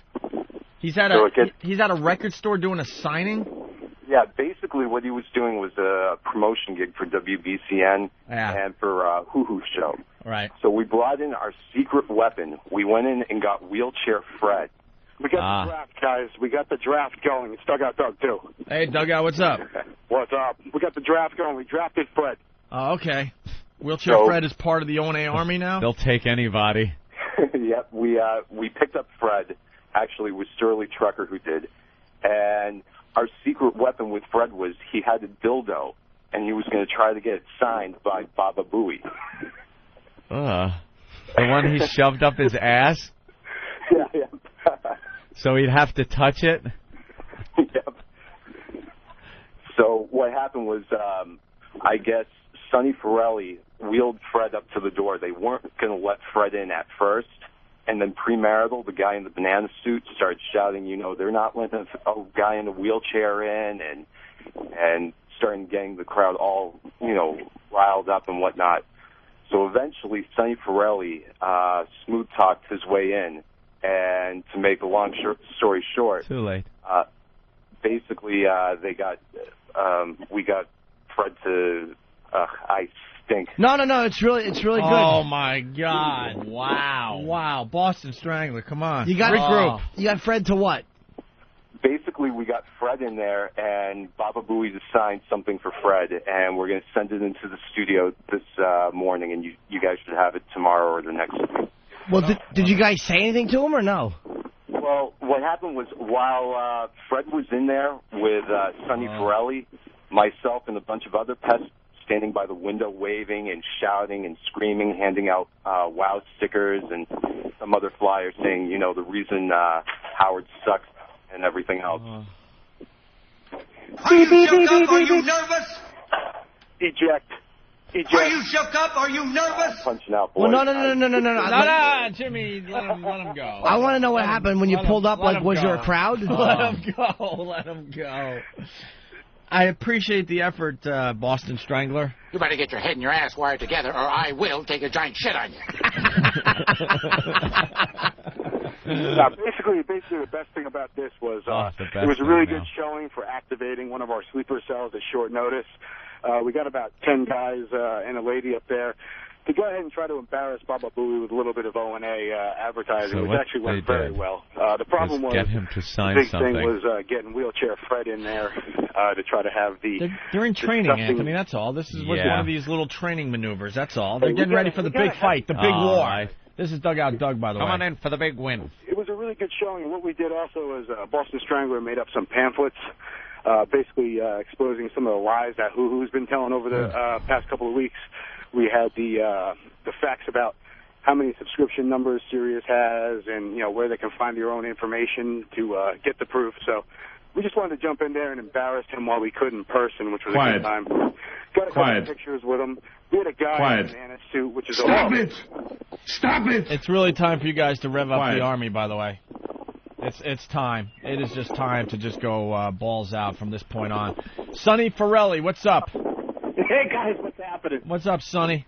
I'll tell you something. Fred had to go to the bathroom before I went in there, and I had to go to City Hall Plaza and go through the motions. I go through the scanner there. And, we're getting searched and everything, and I forgot that Fred had a dildo in his bag. forgot. You did? You forgot? Where are you from? I hear an accent. Are you from Philly? No, I'm from Boston. I'm Steve Meat Tips. I was kidding. All right, Sonny, go ahead. Yeah, so anyways, I'm wheeling Fred into the store, and they weren't going to let us in, and I had to give up the bag. They knew about the dildo. By the way, hold on. By the way, it says Sonny Forelli, and then it says, I can tell the story better. Right. Sonny, you're failing miserably. And why did you say to Angie to get on the ride, you fat pig? Why did you yell at your wife like that time in Coney Island? And then rob a bank for your homosexual friend?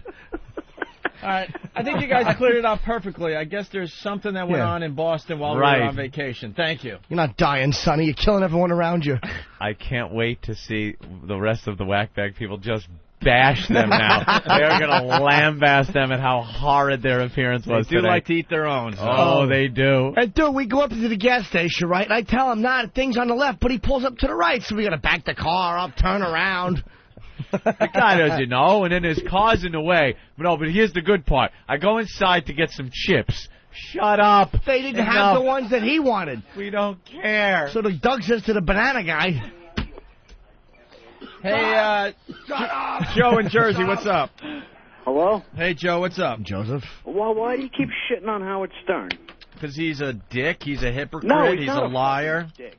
He's not a dick. He's not a hypocrite. He steals everyone's bits in radio and then claims that he invented everything. No, Joe, did you ever work at Infinity Broadcasting with Howard Stern? Did you ever have Howard run to the boss and start whining and tell Mel Karmazin to have us fired because we talked about his fucking daughter? Meanwhile, he can talk about whoever he wants without a problem, but he's too afraid to confront it on the air, so he goes to the boss. He goes to Mel Karmazin. You're talking about fucking whining. All you do is fucking whine. Oh, that's exactly what we do on the show. No, You're obviously listening very closely. We do not. We don't whine. Stop it. Show is based about Joe, shut up, Joe. You're listening to the show, aren't you? Joe, you got to answer Anthony's The point. whole though. show is based on what, you fucking phony? I'm sorry, what was that, Joe? That's Joe, right. you should address Anthony's point though. Anthony did make a valid point. Can you express that point again? I'm sorry. No, but seriously, listen to him. It's actually a valid point, man. Anthony. It's the fact that Howard would run to Mel Karmazin behind the scenes and undermine everything we were trying to do to make our show popular at the time we were at WNEW. Instead of being the honest, bad boy, do battle on the air kind of guy that he tries to present himself as, he ran to management to have us quieted. Pardon me? Yeah. Where do you base that honesty from? How the fuck is he honest? What? It's a fucking personality. It's a fucking goof. It's a personality. It's a character. Yeah, and we're calling him out for being a dickbag by running to our boss to have us fired. If some asshole you worked with was constantly going to your boss and trying to get you fired, wouldn't you think he was a dick, Joe? Seriously. Oh, yeah. All right? That's dick. where we stand with Howard. Yeah, but you're fucking. That's not the same thing. Dude, the problem, It is Joe, the same thing. Joe, the thing is this: Same exact thing. when you're talking about freedom of speech and stuff like that, it's kind of hard to be very big on freedom of speech if you've had a gag order put on somebody. It's a very difficult. It's a big inconsistency, man. You're talking about fighting a character. You're talking about fucking fighting a movie character. No. it's not See, his character on the air is one thing. The way he was a dickbag in real life, with real-life issues like our job and our bosses and what we were allowed to talk about and not allowed to talk about, that's the real shit. We're not talking about the character. The character on the air, fine, fuck him, whatever he is. I'm talking about the asshole we had to deal with on an almost daily fucking The guy basis. that sat in his limo outside the Park Plaza and refused to go in for his own press conference because we were in attendance. Until we were That thrown guy. out. That guy. Shit like that, Joe. Shit Oh, he and doesn't what did talk that do about. to you? Oh, that didn't give you any fucking bits. That didn't give you a fucking. No, we weren't allowed to talk about any of these. No, bits whenever on, we brought on up our old Howard show. Stern. What do you do right now? What are you doing right now? Now we What are you can. talking Now about? All we're he did spending was about feed you 20 fucking minutes talking material. about Howard Stern, and then we'll move on with our show, douchebag. We don't do this every day. You know that. You do it every fucking No, day. we don't, Joe. Stop. Yes, You're you being do. You dishonest do it with every yourself. day because douchebags like me call in and make you do it. But Joe, wouldn't you be Thank you, frustrated? Joe. Wouldn't you be Thank you, frustrated Joe. though Joe's done. if you weren't allowed to say what you wanted to say about it? I mean, of course you would be. There are some people that just don't really get it. They kind of see Howard back in the late 80s, early 90s. They're stuck in that whole mindset. And the truth of the matter was, we talk about it because he was a dick in real life. Here's some audio from his show recently. But genuine enemies of yours would be great. That would, like, that's what I'm going for. None of that crap at the end, like, but I really love you. And that's exactly what happened when I was talking to Don. He said, well, immediately we need Rosie O'Donnell. I mean, right away it comes out. Right. That's who would really be the roast. Do you believe that Jay Leno would have the... They're talking about roasting Howard as he leaves regular radio. And they want to have people that hate him. Yeah, there'll be all sorts of rules and stuff, and of course, it's just going to be just a kiss-ass session. the ability to do it No. correctly?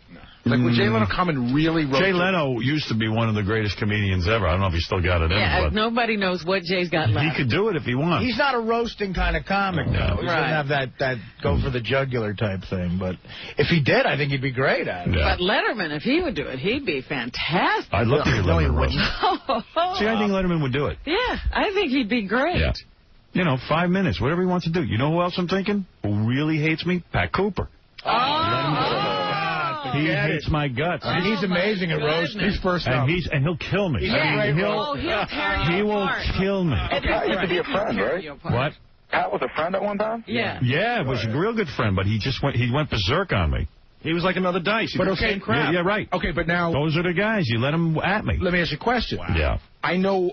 And I'm Ryan White's mom. Come on, let's go. I know what direction Pat Cooper would take. Let him go. You sure? Let him do it. You know what I'm talking about? Let him go. Yeah.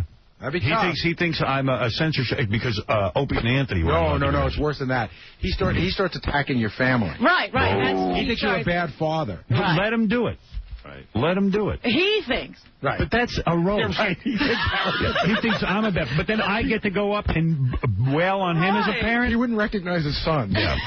That's not a joke. Pat Cooper calling you a bad parent. That's really. But let's have everyone have their turn on me. He kind of addressed the Pat Cooper thing, but barely. Yeah. Pat Cooper decided to stop being Howard's friend after Pat found out that Howard was making us shut up. I'd love to know how Pat found that out. 'Cause Censoring. I know I mentioned it to him when we did Tough Crowd. Yeah. But he might have known it before then. I don't know. But he was like, what? Who is What? he? He talks about free speech, and then he shuts those guys down. A yelling old Borscht Belt comic. Why don't you bring him on? I'd love to have Pat Cooper on. We could have Pat Cooper on if he would do our show, talk about it. But he found out that Howard was censoring us, and he said, I can't be your friend anymore. You're a phony. That's exactly how it went down. But why? Just the thing is, the way that was mentioned, like, you know what direction he's going to take. Like, should I mention it? Like, why wouldn't you just mention it? Because it's been a taboo subject for years with him. We got under his skin so bad on commercial radio. He couldn't take it anymore.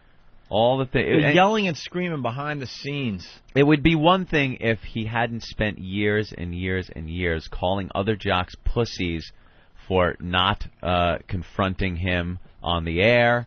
And, he would go into these markets and destroy the jock that was in that market that was doing well because the other jock wouldn't respond to him. They'd have these program directors that would say, no, just ignore him and it'll go away. And truth of the matter is it wouldn't go away. And the second we started hitting back, and hitting back through a shared audience, a lot of our audience were shared with his, he lost his mind, wouldn't address it on the air, and ran to Mel Karmazin, which Mel Karmazin called us up into meetings in his office, not with an underling, with Mel Karmazin, the guy, and told us, you are not to talk about Howard Stern on your show or you and your boss will be fired. That was told to us. That's the fact. So any asshole that wants to call up and say, why you bashing Howard, that's the situation. You don't know what it's like to work in the same company as that asshole. He's constantly doing shit like that behind the scenes. He didn't like that we were getting attention. Of course not. It's Right in all his backyard. about Howie. He gets all the attention. No one else. That's right, Robin. And as far as not believing us, as far as ripping off bits from everybody, he's taking another one of ours. Oh, here you go. Well, you know something? We always come to the table with proof. We don't just babble. No.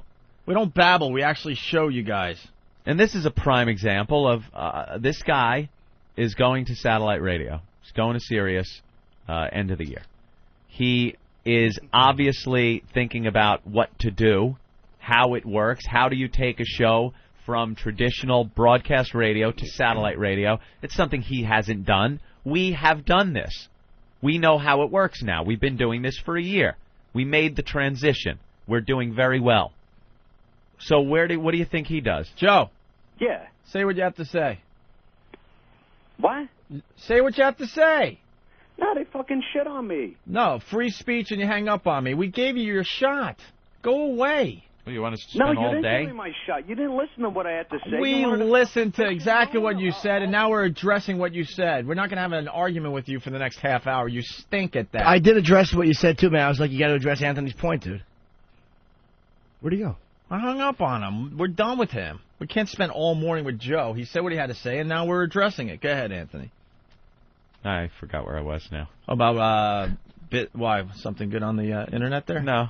All right. Well, anyway, here's. He's trying to figure out what to do with the satellite and all that, right? Yeah, and then obviously you look at a show that has made a successful transition between traditional terrestrial radio and satellite, and he certainly seems to be taking some examples of what we're doing. Well, we got some old friends still with the company, and it has been told us that Howard definitely does listen to the program. He has it in his Escalade. So there's no surprise that he came up with this brilliant idea last week. But all these nudniks who file these complaints, one guy in Florida represents the entire state, I guess. But all these guys who file have forced radio to change. They've made radio safe again for children. And unfortunately, the programming is going to suck and suck more. And anyone who's out there trying to take risks and do some funny, edgy stuff, forget about it. It's not happening. The only place you're going to hear that is on satellite when I go. Yeah, that's where all the adults will have to go if they want to listen to something that's not, absolutely safe for the kiddies. Yeah. Listen to the whole. She had nothing to add. She had absolutely nothing to add once again. Holy crap. The only place you're going to get it is satellite. Oh, when I go. Make sure he says when I go. Like there's nothing going on Like satellite it's not happening yet. already. You What cock. What an ass. And that hole with you that just repeats everything you say in another form. For the kiddies. Yeah. And I'm busy putting together this channel. And I'm going to tell you something. On this channel that I'm creating, it is going to be a safe haven for about 5 or 6 radio shows. One of the channels is going to be, we're just going to handpick people. People who are fed up with the system, who know the system is dirty. And I will create a haven on the Howard Stern channel where these people will work and thrive. And we will rise all from the ashes, and we will become like it was with the WMCA good guys. We will band together.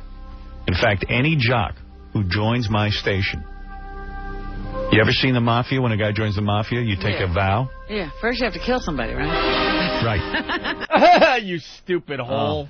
I'm giving away what I want to call a silver certificate.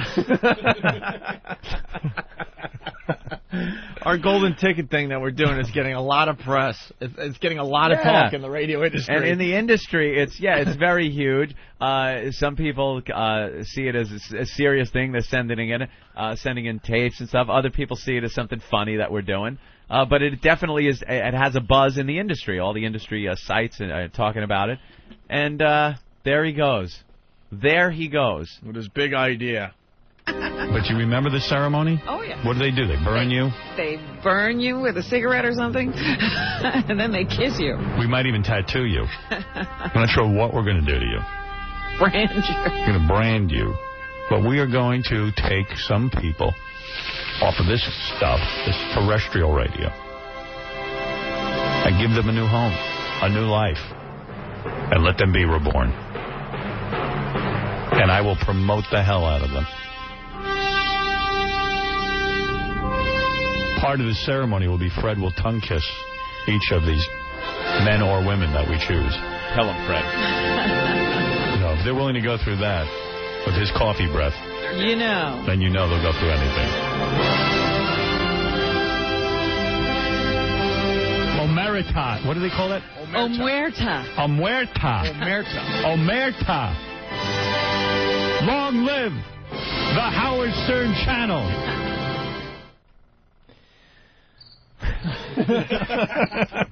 Quiet. Stop whining.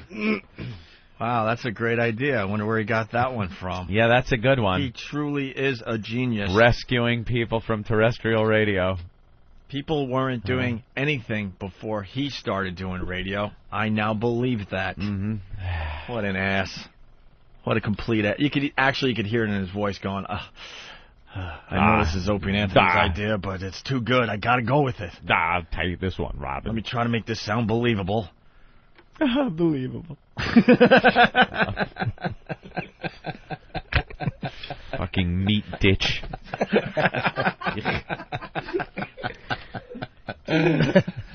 Worthless. Adding absolutely nothing on a daily basis. For years. The luckiest person in radio right there. Radio Lotto. Ah, God. Well, there you have it. That's his new idea. It's brilliant. I gotta hand it to him. It's brilliant.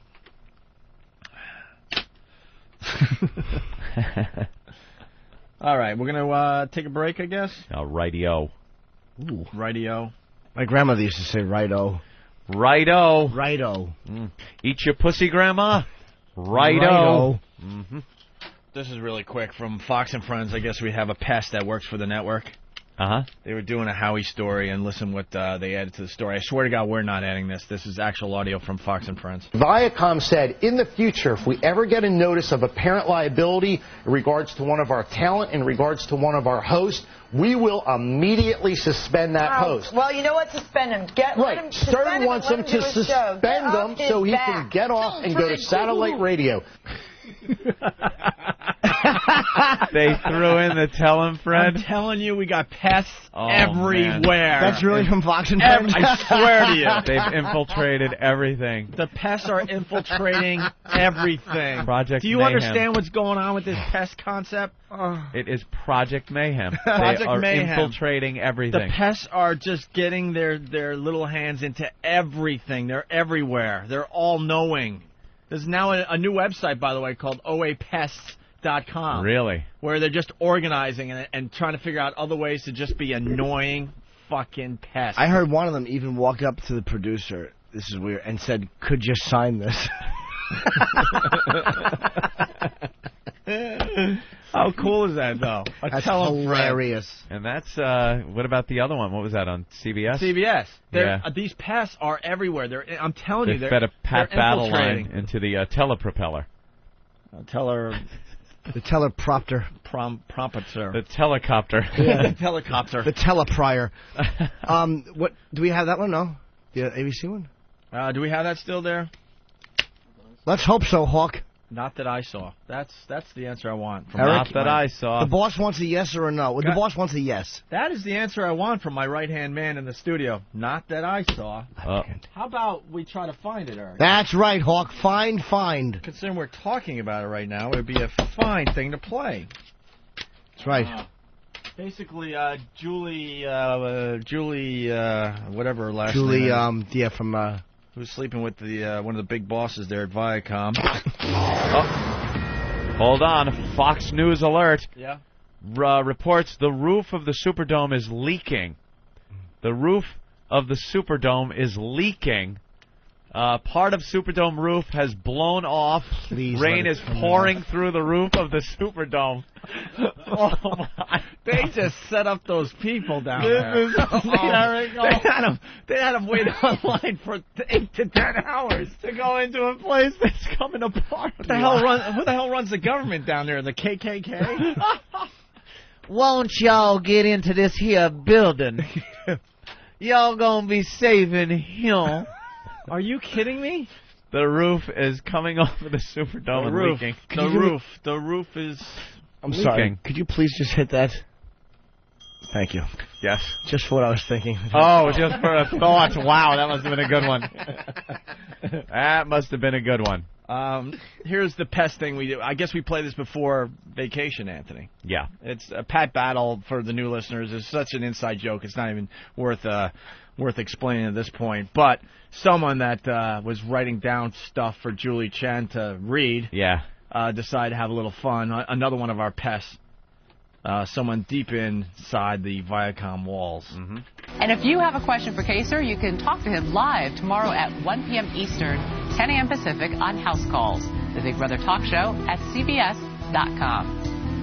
Next, it's the ultimate battle for power. Who will be the new head of household? Damn, that is great. How great is that? How great is that? The ultimate Pat Battle. Read it, robot. Just read it. Read it and shut up. One Pest starting to get themselves everywhere. I love that. Everywhere. It's going to get so interesting from here on in. So, and I guess we should acknowledge that new website, oapests.com, I believe. Mm-hmm. We should link it to opieandanthony.com. All right, we got a AP clip about the Superdome? All right, hit that. They said people in the dome won't even know what's going on outside because the walls are so thick. There's no danger of the roof coming off. Oh, that was originally? Yeah. I won't even know what's going on. God, these news people, they don't know anything. Yeah, it's News good. people don't know shit. Mm-hmm. All right, we'll take a quick break and we'll talk to Drew Curse. At least say Drew. Hi, Drew. Hey, what's up? He's been hanging out for like 2 hours. We'll see what he's up to next. Oh, okay? I got a ton of stuff, man. We're in good shape. Do you really? Oh, yeah. All right, cool. Like sands through the hourglass, so is the Oaday virus. Speaking of human waste, where's that really crazy story before we go to break? Here it is. Thank you, Eric. Ooh. Looks like somebody has rebounded from that UPN debacle. Eric does a great job every day. He really does. Oh, well, hold on. Young Timothy Hutton hair is pointing. What happened, Derek? Boy, Derek, I've never seen that young strapping buck jump up so fast. That idea came from in here, just to let you know. What idea? About segueing into that next story. Oh, all right, so I apologize. Eric? Wow. And they're all laughing. No, but I gave you credit. I thought you rebounded from your UPN failure. But you wasn't going to interrupt and say, oh, yeah, Derek pointed that out while you were talking. That's, in fairness to Stupid, he didn't interrupt. There's a whole competition going on behind the scenes. And it's fantastic to watch. Just the way fucking young lawyer from a Grisham novel jumped up. That was from this fucking part of the room. That was from this part of the organization. We secretly hate that guy in there.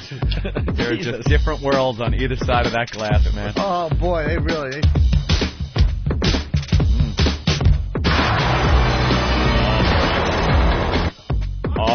Oh, boy. Look, they are rolling in there. What happened? You plugged your iPod into the computer?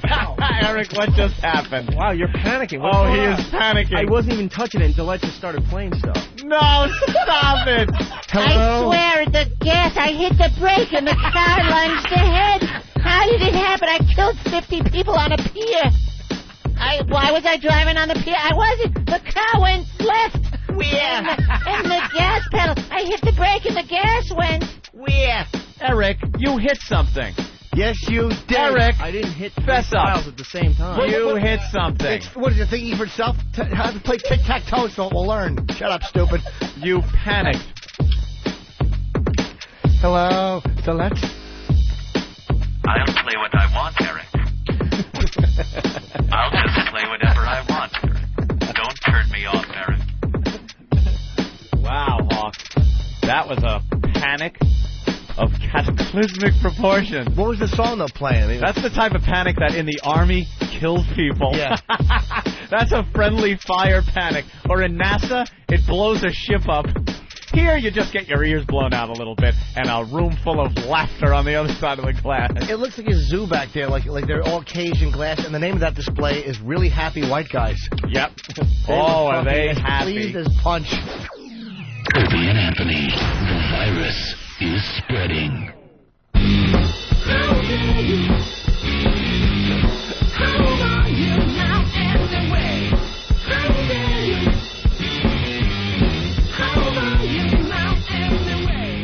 And we're back with the Opie and Anthony program.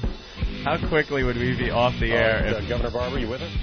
How quickly would we be off the air if what went on off the air was on the air during commercials, during our little breaks? If some of that audio made it on the air, fired. Snyder, Some thank awful, you very much for awful being people with here. us. We just heard the governor of Mississippi say that it seems like Louisiana might be spared by comparison, but what's it like there this morning? Well, if it's a comparison, we're both getting hammered, and we've got reports of 20-foot storm surge in Orleans Parish, where New Orleans is. We've got some damage to the roof of the Superdome that we're confirming the extent of the damage. We have widespread power outages. We have communication lines that are down, and we've got severe flooding in southeastern Louisiana. And can you tell us a little bit more about the Superdome? We had reported that a little while ago, that it would seem that there was some leaking there. I guess there are like 10,000 people in the dome right now. Are they going to be okay? Yes, ma'am. Right now we I guarantee it personally. Yeah. Yes, ma'am. They're fine. And you know they're back at Fox going, that's not the answer we wanted. No, don't We say want that. death, We're not destruction. sure. It's caused by a gentleman climbed up in the rafters. He's throwing barrels down on the people. There's a small Italian man running up there trying to get him. Save the princess. We have Drew Curtis in studio from FARC.com, FARK.com, a friend of the program. Definitely helps us out with a lot of our stuff. We Can I get a lot of interject? hits from FARC.com, yes. Before Drew, I have one quick question. Where's the intern that I sent for a fucking blueberry frosted Pop-Tart an hour ago? We got a new intern. New guy. I know. New guy, Jimmy. First We day. got to break in the new guys. They don't understand. So all that stuff you've heard us say about the interns, Yeah. we get to start over again. All That's the- what, that's what sucks about our intern program. By the time we got them nicely trained. And where they have everything figured out, they leave and go back to school, whatever, and Yeah. then we get a whole new crew. But I just asked for a Pop-Tart. It wasn't like I said go out and... It's just a Pop-Tart. All right, we'll see what happens. I'm hungry. Drew Curtis. Do you have the perv story on FARC.com? Yeah, we do, actually. God, that just made me laugh all weekend It long. was a beautiful thing. You know what's funny is that actually is a good example of some certain amount of crimes that are going to be disappearing because camera phones exist. That's one of them. You know, muggings are, that'll be Yeah, another you're one. just taking... Anything everyone's got a face-to-face. camera now. Yeah, hey, there it is. Or I just got hit by a car and it drove off. Well, hit and run's going to be pretty much screwed. Everybody's got a shot of it. Everyone's got cameras. Yep. There's cameras everywhere, surveillance cameras, so it's very hard to do something without... If you don't get the actual act, you're getting you coming to or leaving the act. Yeah, exactly. So it's really hard these days to pull off the old jack and run. And this guy thought he got away with something, and we talk about it. So if you're just tuning in, maybe listen to the replay. But basically, his picture was on the front page of the Daily News of him whacking it. Oh, I'd love to continue talking about that story, but obviously there was a problem with Jimmy's Pop. It's all good. I just saw Travis bring in a box of Pop-Tarts. Jimmy fire off a note to Travis. Travis Fox News leave alert. with the note and the Pop-Tarts. No, the Pop-Tarts are fine. He's even toasting for me, but it was just the guy... One or Thank two. you. I just want to have Pop-Tarts. You got everyone in a panic here. There's three guys. Look at them, they're all running around out there. There's three guys that Oh, my came God. running in behind Eric to see Go what your ahead. answer would be. Toast to the them. question if it's one or two. I just want to know, how do I get that goodness in me? Brian Regan's coming to Caroline's very soon. I can't wait. I heard he canceled. Oh, he did? No, I just wanted to get you to react. Damn. He'll be here. Oh, no. Good time. Little one. I can't wait until just a little fucking... Because you don't have the control I have. You just get eager. And I Yeah. can't wait until one little wet one burbles out down the back of his leg. Oh, I He's push. gotta leave. I go for the push. You push, go for volume. Anyway, the per picture is up on opieandanthony.com. It's classic. It's beautiful. I mean, I was just thinking what was going through that guy's mind when he went to get the papers, thinking, what's going to be on the front page? You know, Hurricane Katrina. What's going to be the big story? And look, it's me. It's his dopey face in the middle of jacking off. God, that makes me laugh. That's It's really awesome. creepy. Can you imagine? That's like getting your picture taken, like, you know, all of a sudden, like, there's some undisclosed person getting into your vehicle with a blonde wig. Yeah. On the Daily News article had, you know, his occupation, what he was doing, Oh, you know, yeah. and all that kind of stuff. Oh, he's so screwed. He owns two restaurants, and they what? Chuck Raleigh from Pittsburgh. There he is. Oh my God! Buy, bring, get your own damn food. Quit pushing your prima donna demands on others. Sheesh, I get exhausted listening to this crap. Did he actually write sheesh? Sheesh. Yeah. How do you spell that? S-H-E-E-Z-E. I understand what he's saying. He's a common person, and common people will sometimes feel that way. But what you don't understand, of course, you're from Pittsburgh. Fancy people get service. Right. I'm a fancy man. I gave up on that months ago. I bring in all my own food. I don't. I have It's 3 or very 4 stages hard. of breakfast that I go through every morning. Chuck Raleigh to get our own food. You know what? Something. You know what? Chuck Raleigh ban. Absolutely. Here we go. Good I'm point, clicking Anthony, on no, the- you can't ban the guy. First, I got to click Ed. on his name. And you can't ban him. Ban. No, don't ban him. He was just talking about food. No, he wasn't. He was just talking about. And I'm don't ban one him. click away. Don't ban him. Bring your own stuff. Don't ban him. He's okay. I think He not. gets one more chance. He's But that's okay. it. Then I ban He him. was just a little agitated. That's all. All right. You know what I do when I want can food? understand that. I do this. Carried away. Common person.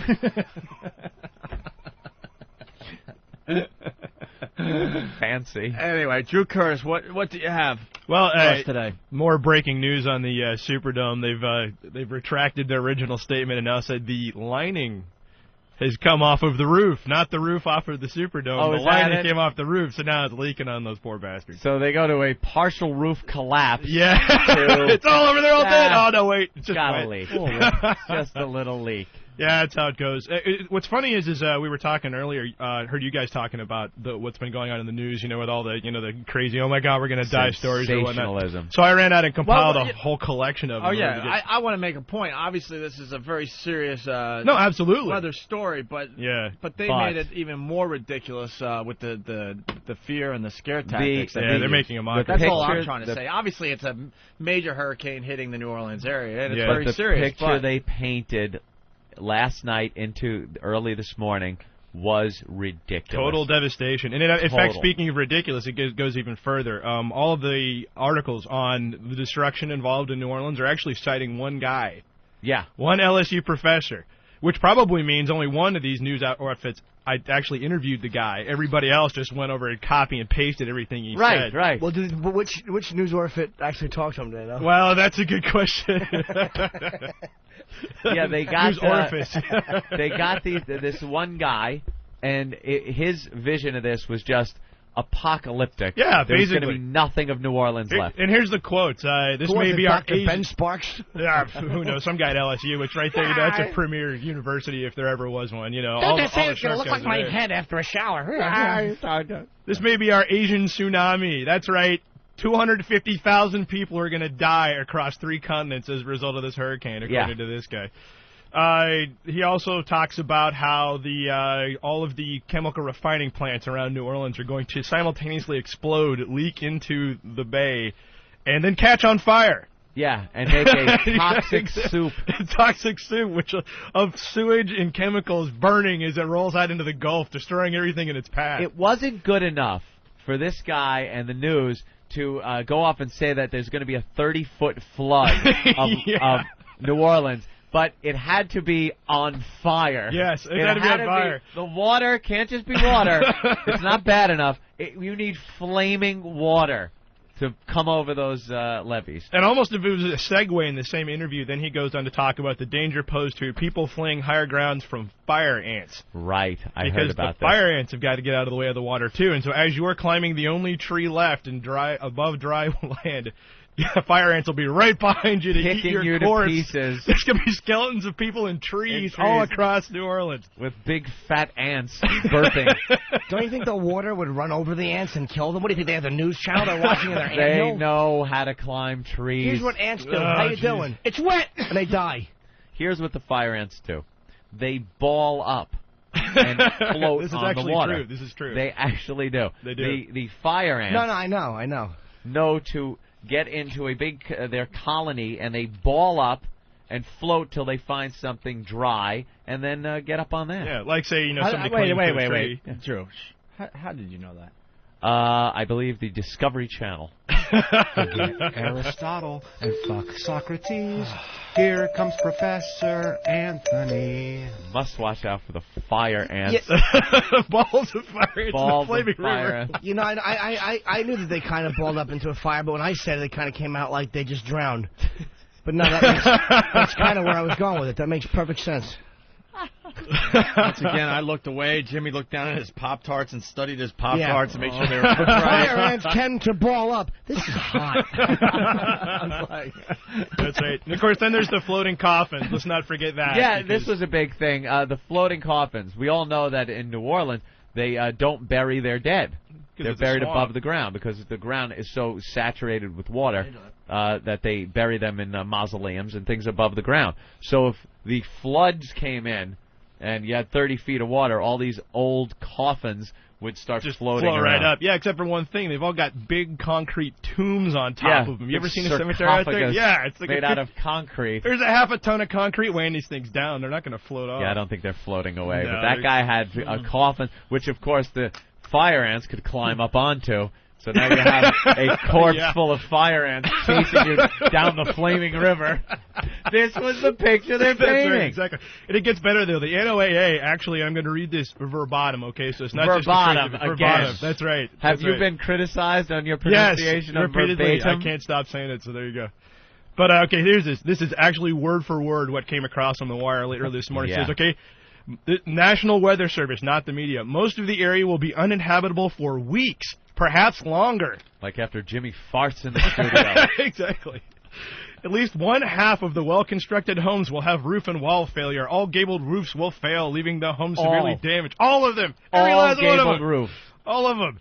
The majority of industrial buildings will become non-functional. Partial to complete wall and roof failure is expected. All wood-framed, low-rising apartment buildings will be destroyed. Destroyed. This is the Weather Service. Concrete block low-rise apartments will sustain major damage, including some wall and roof failure, which, I guess apparently if you're in an industrial building, you're gone. This is what happens when Godzilla trods through your city. Mothra, when he knocks him across the roof. This is the same thing as Godzilla coming through your city. It's a beautiful thing. They are out of control. They pumped it up like an action movie, and you want to see it end with the big ending. People trapped in an apartment collapse. Now they're saying massive pieces of the Superdome roof are flying off. Yeah. That's what I just saw on CNN. They're huge. Massive pieces. They're flying through the air, landing on the fire ants. Interestingly enough, speaking of the Superdome, there was an article last year when Hurricane Ivan just barely missed New Orleans, and they happened to roll a few of those scaremongering ones out before it actually hit. One of the articles was on a debate on whether or not the Superdome should even be used as any kind of a hurricane shelter.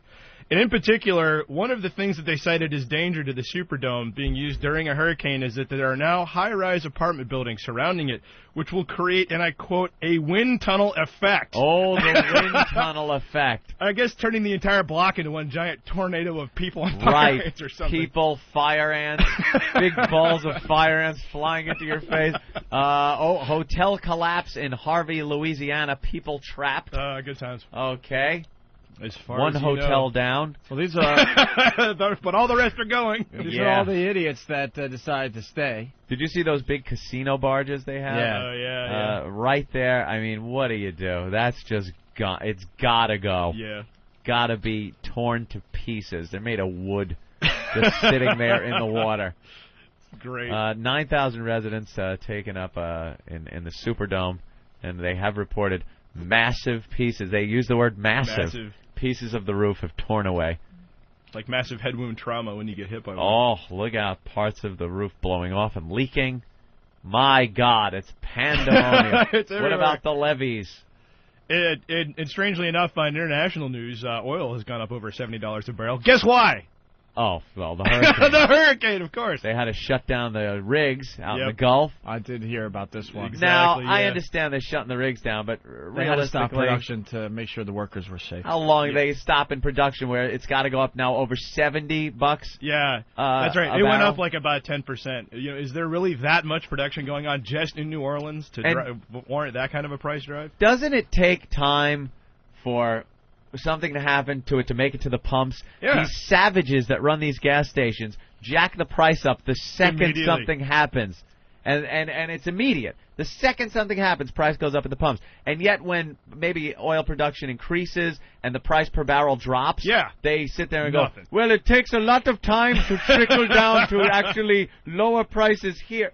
Hold on, liar. breaking news. Hold Breaking on. news. Of life, and certainly I think the rest of the country has to recognize with the power of this storm, it's going to come inland, and in fact will dump rain and certainly high winds on other parts of the interior of the United States. Right. So Louisiana is just... We haven't even started yet, really. I mean, the eye We is not haven't there. really? And Haven't we're even damage. started. Next 12 Mark, hours I'm going to ask you to stick around if we Okay.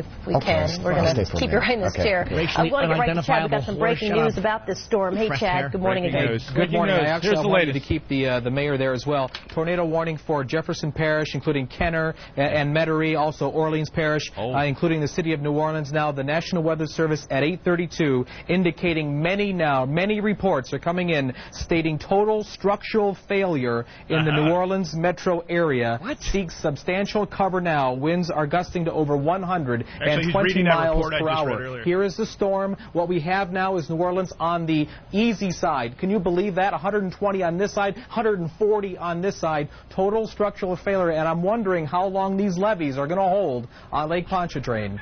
Like Rob Marciano's up in Biloxi. Rob, you've got structural failure in some spots too. Oh, the big way, Chad. Easily winds now, sustained 80, 90 miles an hour, gusts to 110, 120. Look at this. The undercarriage of this awning, it's being torn apart. Oh, fall off and take his head off. Light fixtures, Please light take his bulbs, head off. Blow it up and flying everywhere. We're protected somewhat by three sides of stucco and concrete. Stucco and This concrete. structure is That'll coming hurt. apart That'll save as we speak. Look at all the debris down here. This is not only from the awning, but also flashings from pieces of the roof and the gutter, all littering now this area. Gutter. Damaging Sit cars in the that car. are parked. And beyond that, really, the he's trees- outside. Going outside. The cars are all fine. They're just sitting there unscathed. They love being outside in it. Sit in the Makes car. it worse.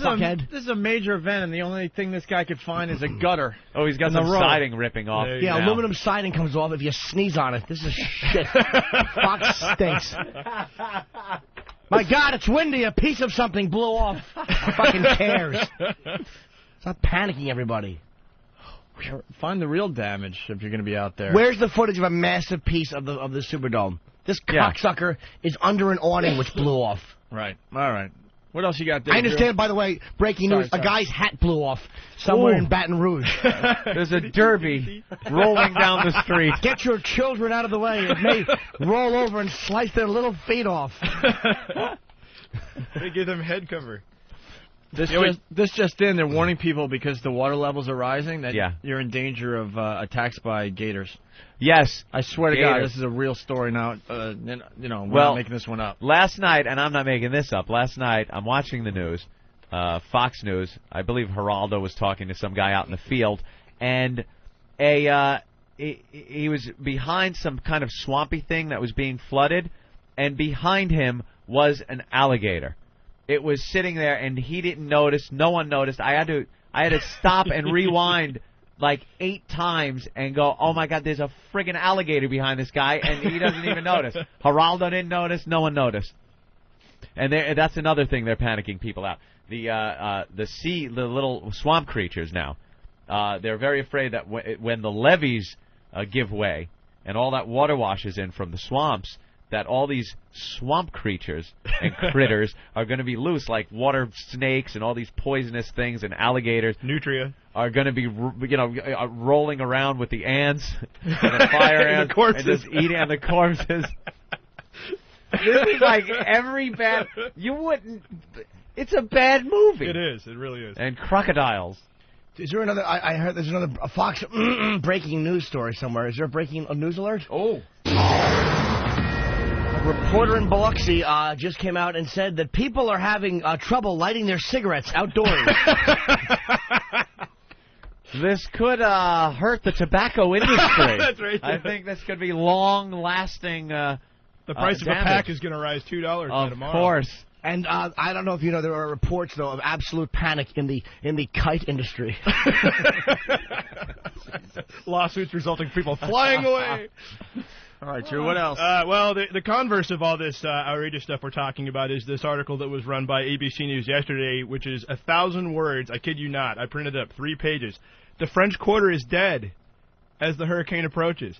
They wrote a 1,000-word article on that. The French Quarter is dead. Nobody's there. Yeah. Everybody went home because the hurricane was coming. 1,000-word article. And they just basically interview people like, I'm not leaving. I own this restaurant. It's like, good God, man. I mean, with all the other, fire ants and corpses and whatever, and they got the guy going, yeah, nobody's drinking anything right now. Isn't it pretty much known that people evacuated? Why even say that? Why point out the obvious? And also, the sun came up this morning.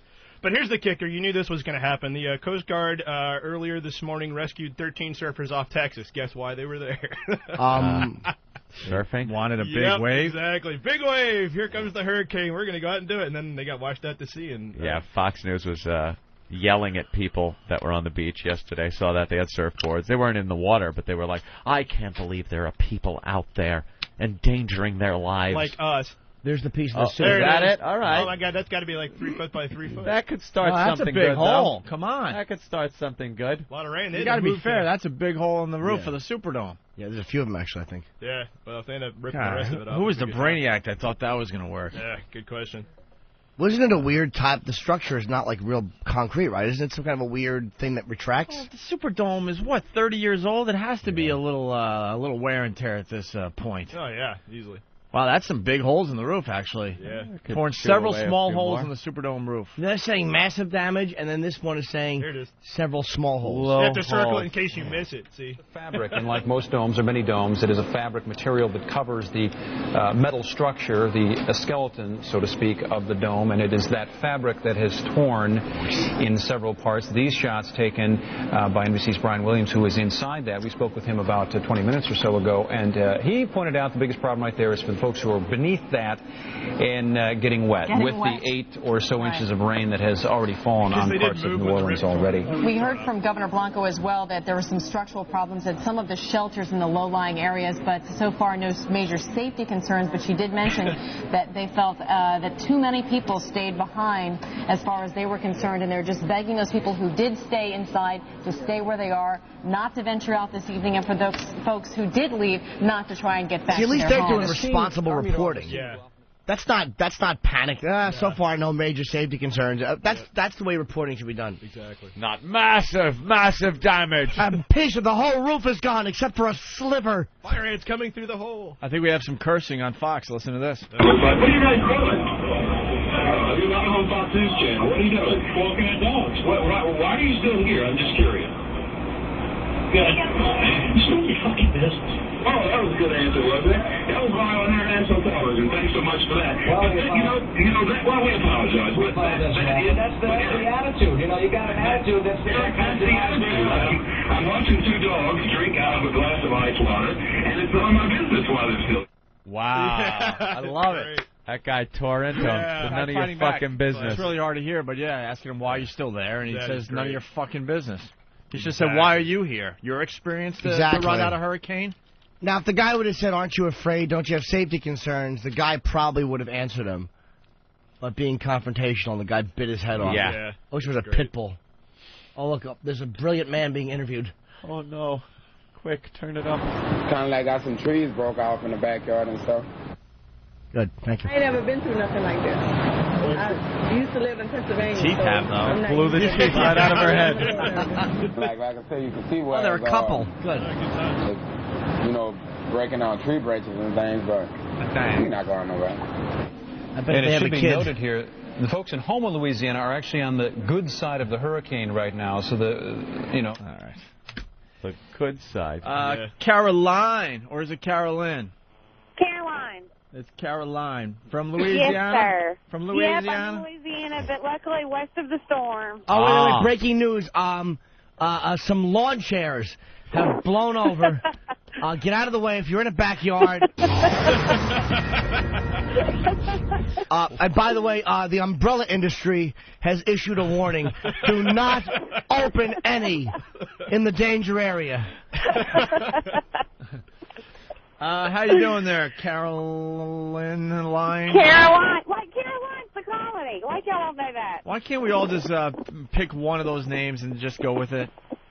Confusing every time. Well, I was actually calling to tell y'all that the ant thing is not really a Professor Anthony. Everybody down here knows about the ants just from the front yard when it rains. Yeah? Well, yeah, when you got them in That's your pretty front much yard. common knowledge. Are they that evil, though?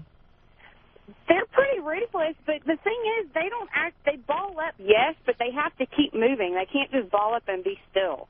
So if you if you put your finger in it, like if some stupid little kid wants to be dumb and put their finger in it, they'll crawl all over you.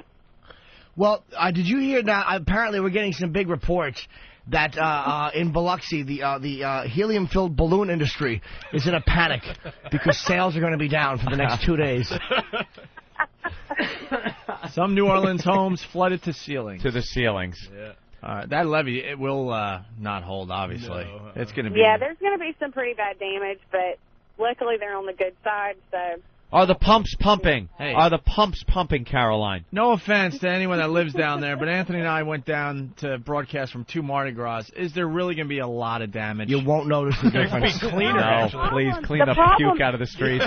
Tom's actually standing outside with a toothbrush. At least the city will get washed off with the water. Yeah. It's so filthy. But the problem is it's so far under sea level that, once there's flooding, you just can't stop it. Well, do they have a sewage system there? They do, right? Well, yeah.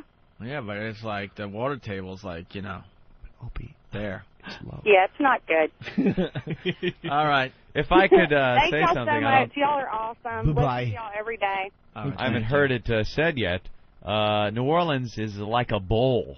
In case you didn't Enough hear that. with the bowl. Wasn't there some kind of a levee, like some guy drove a Chevy to it and it was dry? Yeah. Some good old boys down there drinking something. I don't My know. hat blew off and then he came in my eye. Fucking dumb song. Dude, it means Elvis. Yeah, does it? We should do wacky radio today and just play songs with the Buddy word Holly. levy, with the word levy in it. Did he fuck that up? Because it means Elvis. Elvis. Whatever. I don't even. That shows you what I know. And the Martian band refused. Did they stop marching? 8-minute song. We get it. When that song comes on, I cannot change it quickly enough. It's like long. Get it? Yeah.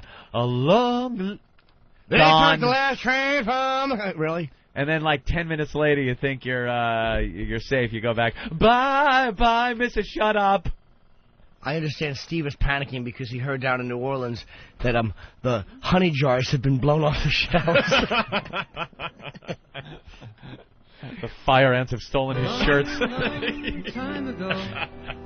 I can still here it goes. remember how that music used to make me smile. And I'll tell you has to all sing this about song. it in real time right I now. knew if I had my chance that I could make those people dance and maybe I'd they'd see that be gift in happy Ben's pants.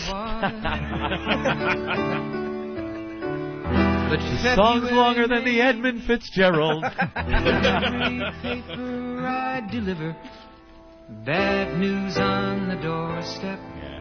I couldn't take one more step. Okay, so the paper got delivered and it was bad news. I got that. can't remember if I cried Okay. when I read about his widowed bride. Whose widowed bride? Something touched me deep inside. Catholic. The day the music died. And here we go. Whose widowed bride?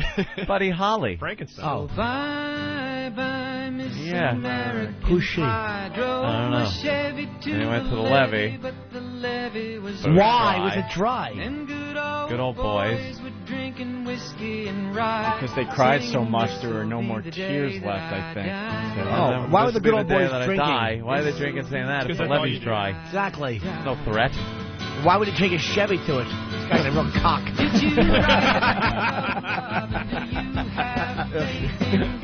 Take his Chevy into a ditch. That's drunk driving, fucking rap. All right. All right, we get it. Right. We get it. It was a big day. Yeah, we know. It stunk.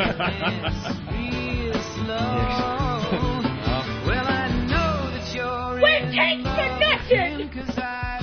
Why don't you write a song called Fly Commercial, you chintzy jizzbags? Presumptuous ass that someone would want to sit through a song this long. What? Rockin' Buck. 6 minutes left. And you'll hear every minute here on the Opie and Anthony Show. That's right. Better than playing commercial. Goodbye, goodbye, Mr. American Pie. Bye, everybody. Why? Stop it. Okay, terrific. Stop it. And Ben came in and said, "Dude, something, Boston did something." What? Kevin in Jersey, go ahead. What's up, hey? I got a funny little anecdote, guys. Yeah. It is actually JFK's widowed bride. Yeah? I actually, that's the first thing I thought of was we thinking about Jackie Onassis or Jackie Kennedy. What? My first thought was Who's Jackie the jester? Kennedy. And I who don't are know. the king and queen? I don't know. James Dean. I know there's a whole website that explains every by a bunch of- single line of the goddamn song. If one more person sends me the hidden meanings to The Shining, it's fucking wrong. Of course it is. Nonsense. Stop looking for shit. Kubrick was a genius, but he didn't go that deep. Are we done with this song? Does it get No, any... I want to hear more, Opie. No.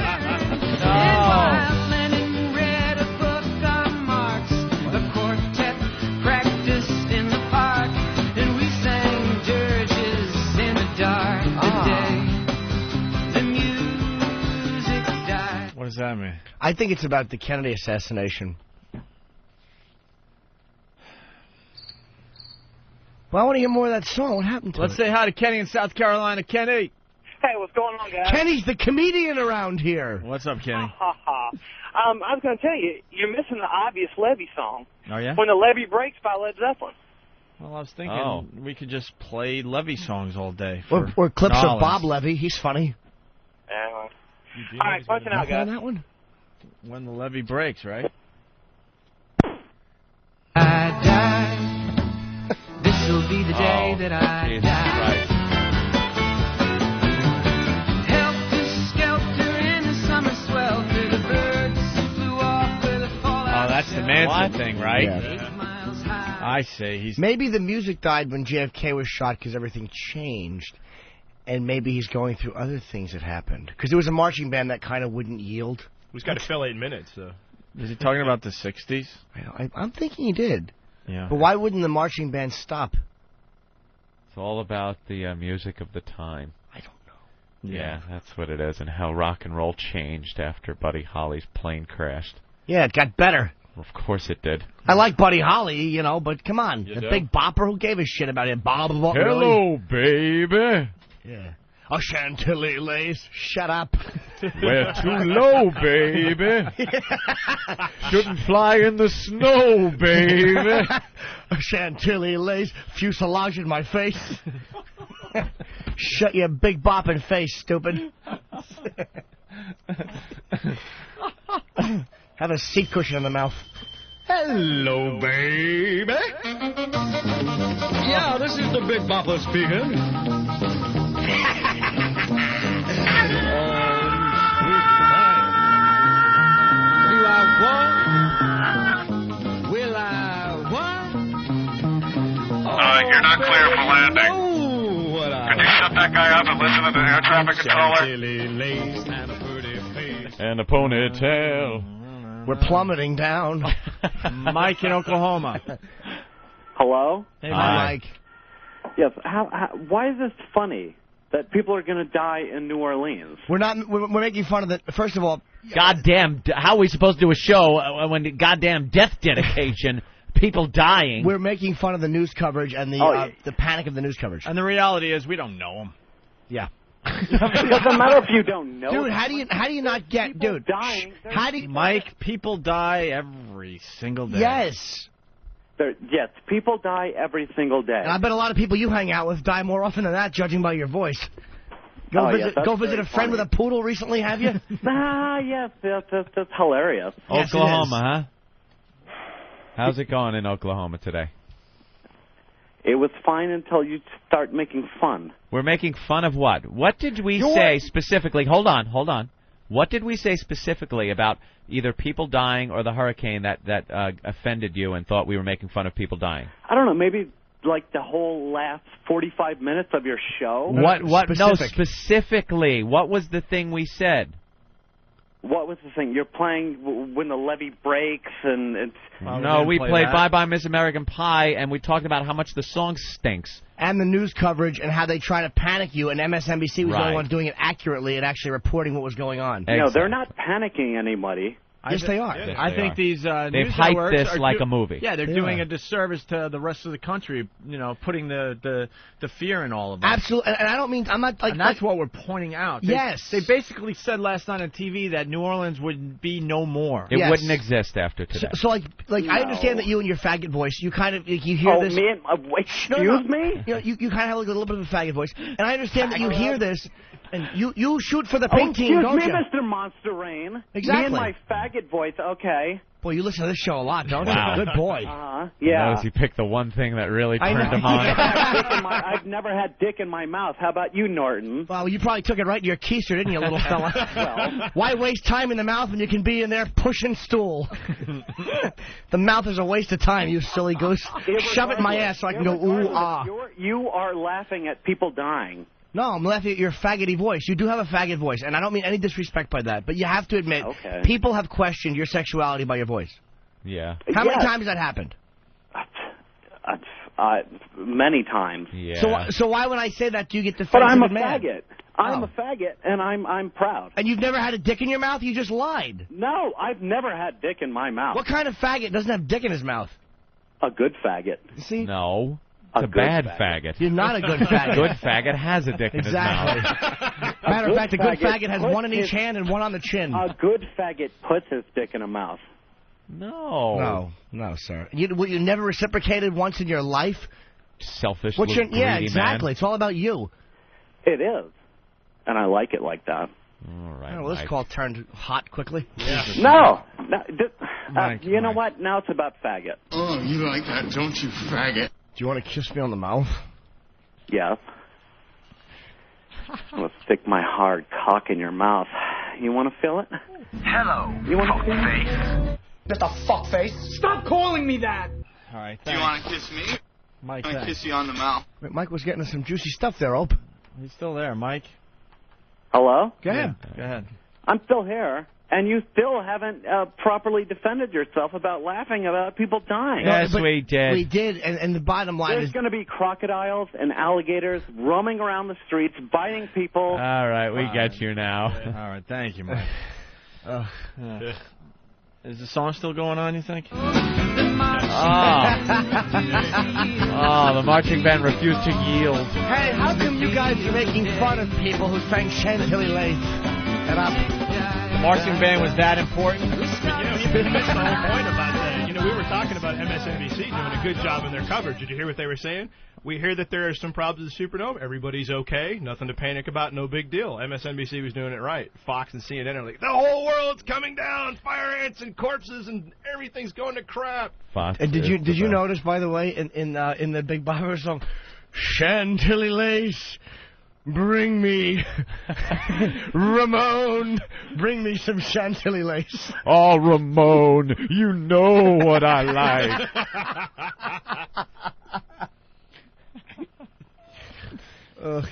good times. You guys want some other news other than the hurricane? All right.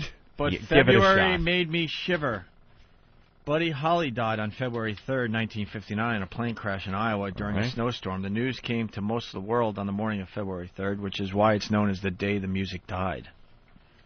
I never have come across a February 3rd. With every And I paper thought that. I'd deliver, Don McLean's only job, besides being a full-time songwriter, was being a Caddy paper at the boy. cussing club? No? Yeah. Air traffic control. What'd the little lad do? Drove my Chevy to the levee, but the levee was dry. Them good old boys were drinking whiskey and rye, singing this'll be the day that I die, this'll be the day that I die. Well, one of Holly's hits was That'll Be the Day. Oh, okay. The chorus contains the line, That'll be the day that I die. When you say goodbye, that'll be the day. By the way, dude, you hope you missed this right here. Oh. You have to. There's a line up here because where the hell is it? It's a line here about. See, this I didn't see. Bad news on the doorstep. I couldn't take one more step. I can't remember if I cried, and there was an explanation. Yeah. When I read about his widowed bride, see, Holly's recent bride, Maria Elena, oh, this is terrible, was pregnant when the crash took place, and she miscarried shortly after.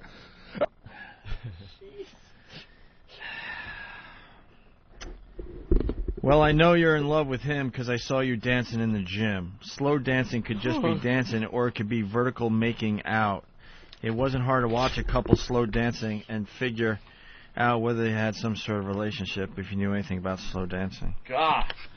You guys want to know any more? No. Yes, this is great. Where are All this you? because there's a levee in New Orleans? Yeah. But that's not how it used to be when the Jesters sang for the King and Queen. We asked about that one.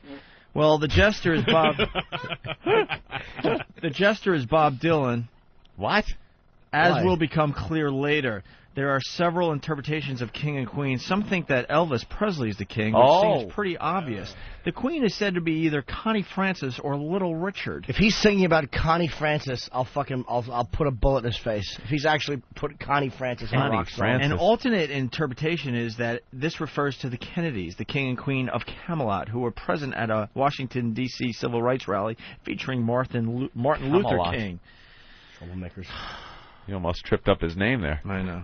What? Oh, and while the king was looking down, the Jester stole his thorny crown. Mm-hmm.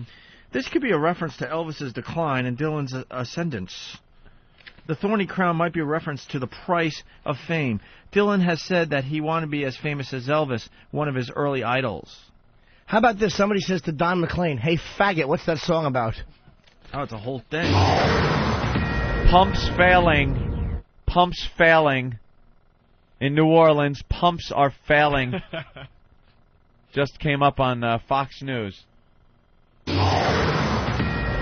Structural damage throughout New Orleans. Oh, my God, there's another one. Due to the high winds, comb sales are up 2,000%. Let's see the song. Oh, God, stop.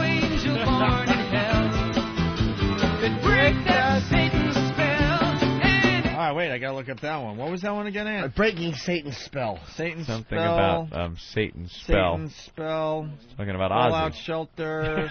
Yield. Well, that's too long of an explanation. Friends, okay, and as I watched him on the stage, my hands were clenched in fists of rage. Rich Voss? No. Oh. Angel Tiny born in hands. hell could break that Satan's spell. While playing a concert at the Altamont Speedway in 1968, the Stones appointed members of the Hells Angels to work security. Stop. On the advice of the Grateful Dead. In the darkness near the front of the stage, a young man named Meredith Hunter was beaten and stabbed to death by the Angels.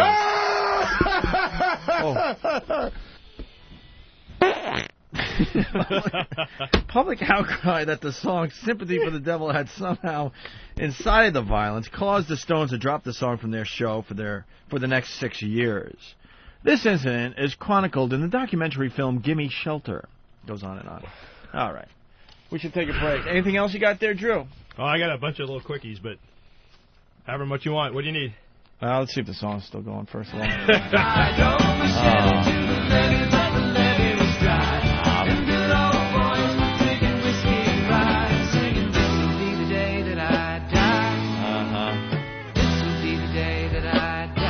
fading out here, I guess, right? No. I met a girl Final who approach. sang the blues. Garbage Dick from Garbage Dick. I'm not sure where he's from. He said, "Jimmy, don't you mean sales of Afro picks?" You said combs, silly goose. No, well, afros wouldn't really get that messed up in the wind. I don't think. the wind? They don't No. work like the fine. Look like Jerry curl after a while, I think. Well, yeah, maybe just they all blow to the left like a palm tree and then come back down. Because afro hair doesn't get messy like our hair does. By the way, if you our want hair, which is fun to touch and change and put your fingers through. If you want real coverage, you can go to XM 247. Oh, really? What is that? That's the emergency channel. Every time there's an emergency, they do a little something on 247 because it's 24/7. Get it? Oh, so they have an emergency channel that How activates clever. when this stuff happens. 247. Yes. Eric Logan, by the way, did send me a page, and he's standing in the epicenter of the hurricane, and not one hair is out of place. Of course not. They also described New Orleans. They said it was a bowl, but they also described it as the thing that Eric puts over his head before a haircut. No. I didn't think I worded that properly. He just stumbled through ball. Stumbled. It's also the object that people will occasionally eat cereal on. I trip up over the ball on his head haircut thing. Hey, to change gears really fast, Steve from FoundryMusic.com. Good old Martini Steve got an email. He threw it in front of me. Death of another morning show. We are doing the golden ticket thing. We're going to save 4 more shows from commercial radio. We already saved the first one, Ron and Fez. They start September 12th right here on this channel. They're ripping me off, Robin. To all. This was written to Steve. To all. This is the final break from the Mix Morning Madhouse, which aired every Monday through Friday on KMDX. San Angelo, Texas. Market 247. I was actually the second host on the show, but quit after getting XM and hearing the show. Hell, I was actually doing nearly the same thing you guys put together every day. You stay out of Market 247. I freaking hate regular commercial radio, so there you go. My best bud Jay picked up the hosting duties of the show after I left and continued along with Hall of Fame and 54-year-old radio vet Jack the Burrito Guy Aldridge. The Burrito Guy? The Burrito Guy. Right. Is Jack the Burrito Guy still around? Jack is 74, Jimmy, and decided to retire. Oh, he also owns the radio station, by the way. The station has been handed down to the kids and grandkids to run, I mean. So the first move, let Grandpa retire from air duty and bring in Dallas's Kid Craddock in the morning via satellite. So with explicit instructions from some of your redneck pests, the famous sign-off. Have fun with it. So our famous sign-off, Anthony. Your mom's box. Your mom's box. So this very obscure show in the middle of nowhere, Texas, decided to end their last show with your mom's box in honor of you and I. And I'd play it for... Okay, here it is. Ladies and gentlemen, that's it. The Madhouse is dark.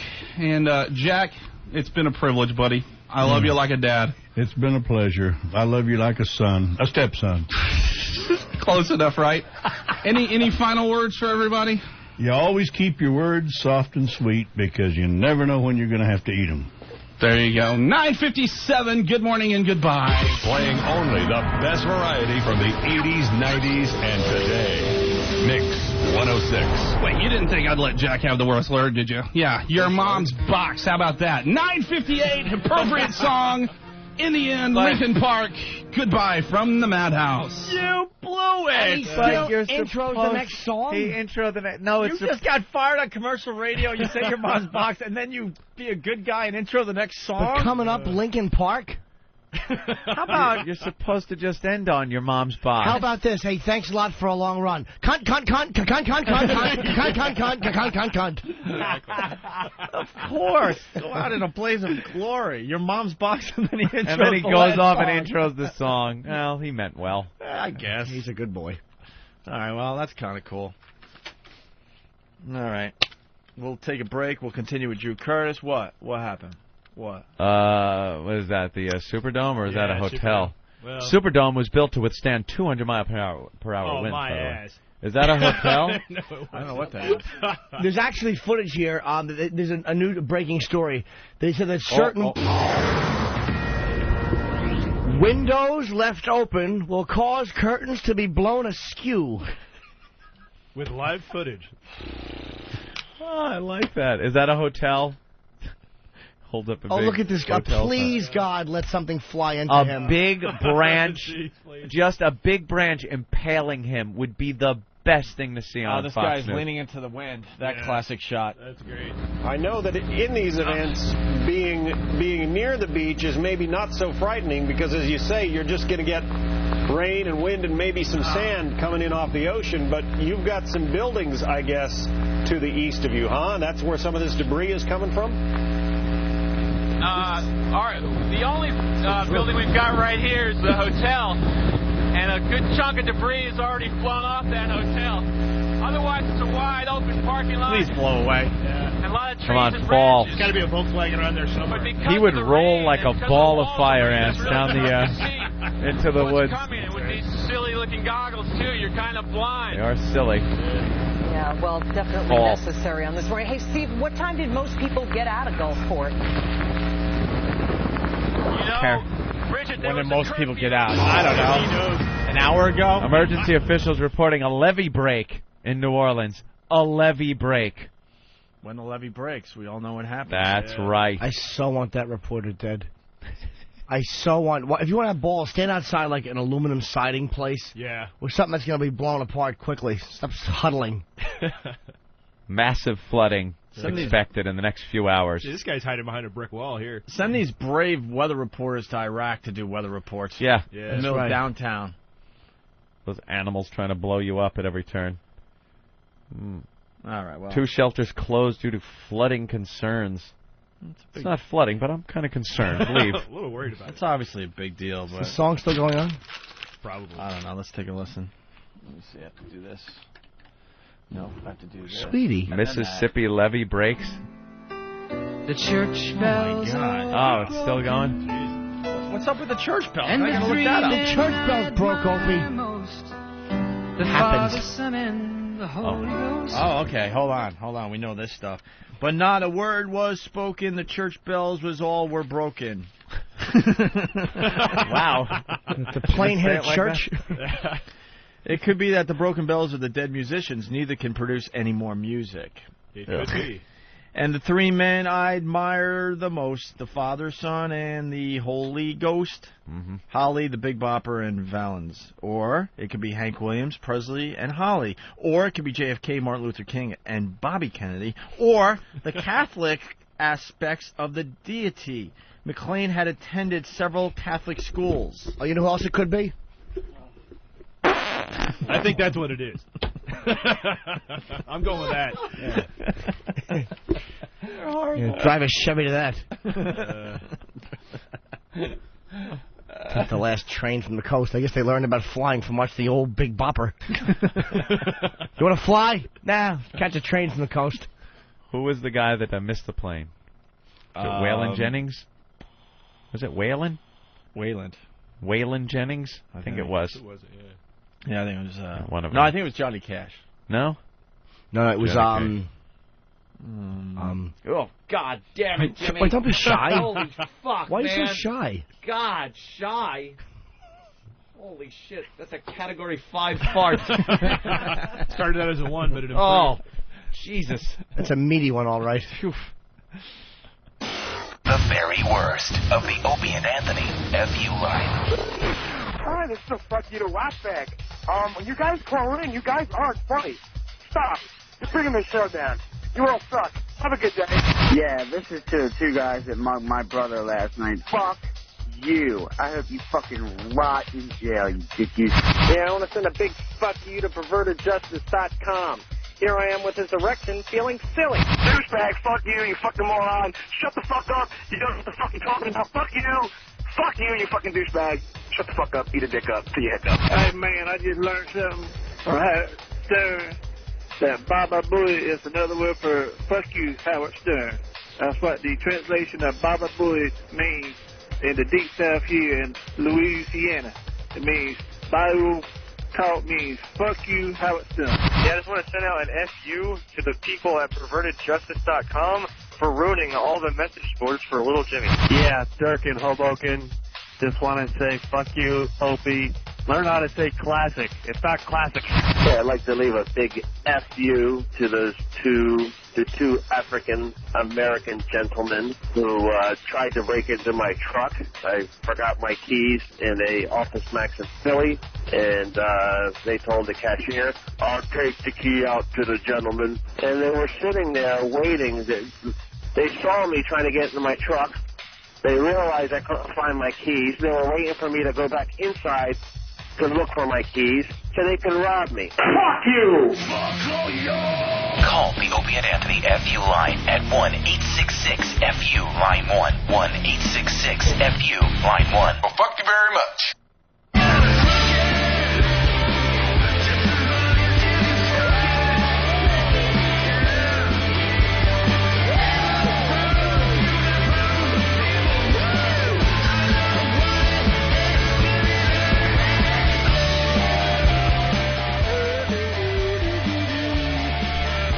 All right, in studio, Drew Curtis from Fark.com. A definite friend, FARK.com, if you haven't checked it out yet. It's a great website. Don Vito and Ryan Dunn from Viva La Bam in studio any moment. Really? Don Vito? Don Vito, yeah. He's a fucking mess. I've heard that guy is a mess. What happened? Wow. Yeah, I've also heard he might be a fan of the show. Really? Yeah, we'll find out, I guess. Don Vito. Dirty Joe, what's up, Dirty Joe? Yeah, what's up, guys? Hey. Yeah, Fox News is now reporting that homes in New Orleans are flooded to the ceiling. To the ceiling? To the ceilings. Wow. Sorry. How they would know that, I don't know. I guess they drowned. I was going to the TV audio because they were doing one of their dramatic promos. Yes. Fox News said homes are flooded to the ceiling. Are there any 30-foot floods going on in there? Buildings up to the third floor, water? That's what I'm waiting to see. That's what I heard. That's what I was promised. All God, right. it really stinks in here now. Jimmy, holy crap. What? Jimmy, you have just fouled the air in here. You know what happened? I was watching storm footage. Yeah? And, You got scared, we know. No. What? No, I'm not going to tell you. You're the worst. Drew, what else you got before... Egg whites come right out of his ass. It's awful. What else you got before we got to move on with Don Vito and Ryan Dunn? In non-hurricane news, a book publisher in Britain has just released the annual list of the 100 most unintentionally vulgar city names in the entire country. Unintentionally vulgar city names. That's right. Either because there were words that are now out of use or whatnot that just sound rude. A couple of them at the top 100, number 80, we have Cumloden Court. Cumloden Court. Cumloden Court. There's apparently a Dick's Mount in Suffolk. There's a Crapstone in Devon. Dick's Mount and Crapstone. There's my favorite, Friar's Entry. We have Titty Ho, North Hampshire. Get out of here. Serious. Titty Ho. Merkins Avenue. Swallow Passage, Spanker Lane, and Lickfold. Then coming in number 14, we have Cockshoot Close. Number 9, we have Shitterton, Dorset. Shitterton. Then right behind that, Fingering Hoe, Essex. Is this on Fark, by the way? Yes, it is. Yeah, Very it's good. queued up to go. And then in the top 6, a couple of them, the problem is that they have different swear words in England. Some of them don't make any sense. We have Muff, North Ireland. Sandy Balls, Hampshire. And then number 2, Minge Lane. What's that? Minge? Minge? Yeah. What's Minge? It's better to look it up online. Minge? Why not? What is Minge? Check out the Urban Dictionary out there. It's like the stuff coming off of the... I keep forgetting I'm not on satellite radio. Basically, it's like the if I remember right, it's fluid coming off of vagina. Oh, that's minge? I think so. Maybe it's a British term. Yeah, probably is. Yeah, but number 1, we got Cox, Cornwall, which is great. I can't imagine they have street signs that stay around there too long. Cox, Cornwall. Cox. I live in Cox. And that's not C-O-X. Well, that would be silly. Yes, it would. Also, in Britain, a Northamptonshire secondary school principal is now allowing the use of the F word 5 times per student per day. Ooh. See, I thought they were going to be like really bad names that like you definitely couldn't use. Like? Kick a cunt, South Dakota. I've been there. You're using that word a lot today, Jimmy. Kick? Are you all right? Back from vacation. Kick cut. In Russia, the new stylish fad is to modify the Volga, which is their little boxy car that they used to have during Soviet times eras. And you can see a picture right here. I'll pass it over to you real quick. You can see they're installing fins and spoilers and stuff like that, much like the Ricer kids do around here. Yeah. Basically, the reason they're doing it is because if you're somebody with money and prestige in Moscow, you can't drive a car that wasn't made there. So instead, they take these $300 per automobile cars, and then they just basically bling them out. You can see that they got the lowrider wheels. And Bling them out. Yep. Hey, I got to interrupt this a little bit because we got a website. Oh, of course, FoxNews.com. Let's see. They got their latest headlines, okay? Hurricane Katrina, obviously. Superdome roof leaking. We know that one. The next one, Big Easy to become Atlantis? Question mark. Yes. Insurance costs may hit $25 billion. That could affect all of us people. Yes. That's right. That'll get you in your pocketbooks. Mm-hmm. And they know that now somehow. Well, what's that little town right outside of Biloxi? Fucking Baby, Mississippi? Let's go to the Bronx. The Bronx. Andy. Yeah. What's up? Yeah, I just wanted to let Drew know that minge is actually slang for pussy. I grew up in Ireland, and we use the same slang term. It's pussy. There's my confusion comes from. I lived in England for a year, and they use that term all the time, but they never said what it was. All right. I'm telling you. And another one, we call pussy fanny, too. You guys refer to it for ass. Yep. We refer to it for pussy. So that's why they laugh at fanny pack. Like, you can't say fanny pack. Yeah, yeah. A fanny. Fanny. Well, like Who would use that word anyway? Thank you, sir. Your breath smells like fanny juice. Stinks. All right. I got a fucking gig coming up, by the way. I hate to plug, but I'm doing it's in Massachusetts. It's a little town called Mouthful of Shit, and it's right outside of Boston. Looking forward to it. I'll be there. All right. Anything else there, Drew? Well, our final kicker is there has been, you guys may have seen, have you guys heard of the Flying Spaghetti Monster? Yes. Have you been seeing that? The New York Times ran an article on the Flying Spaghetti Monster. You have not, Jimmy. I have. You have not heard about the Flying Spaghetti Monster. It's a tall, thin monster, and he is defeated by water. Unlike fire ants. What the hell? The Flying Spaghetti Monster actually is something that we found on FARC about a month and a half ago. Is becoming one of those internet breakaway things. Essentially, it was a guy who created a Flying Spaghetti Monster, and we have a little picture of him here. You can see here he's in the famous picture by Michelangelo talking to Adam. And where this came from was there was a guy who was upset by the intelligent design theory that was added to Kansas school books recently. And for those people who don't know what that is, that's basically they've just added to science textbooks, they've required to teach that God created the universe, or a God. And so Drew? Yes. This had better go. I know, it does. It takes a while to get there. Because I got instant feedback here. I know. And I'm going to refresh that page. And I will see what they say. Check it out. Sounds good. And Anthony will read every single one of them. There you go. There's a guy right now sending in feedback from Rape-A-Retard, Pennsylvania.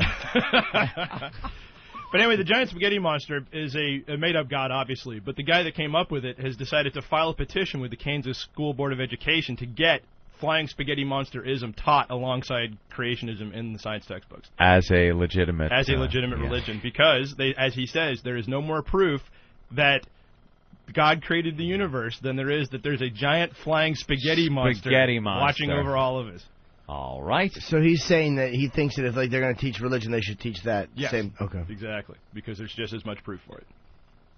And you decided to go with that story as opposed to coffee are healthier than fruits and vegetables? Well, we already knew that coffee was healthier than fruits and vegetables, according to some pasty white guy in a closet somewhere. That's exactly what it says. Yep. I would have gone with nerd conquers social anxiety by turning his life into RPG.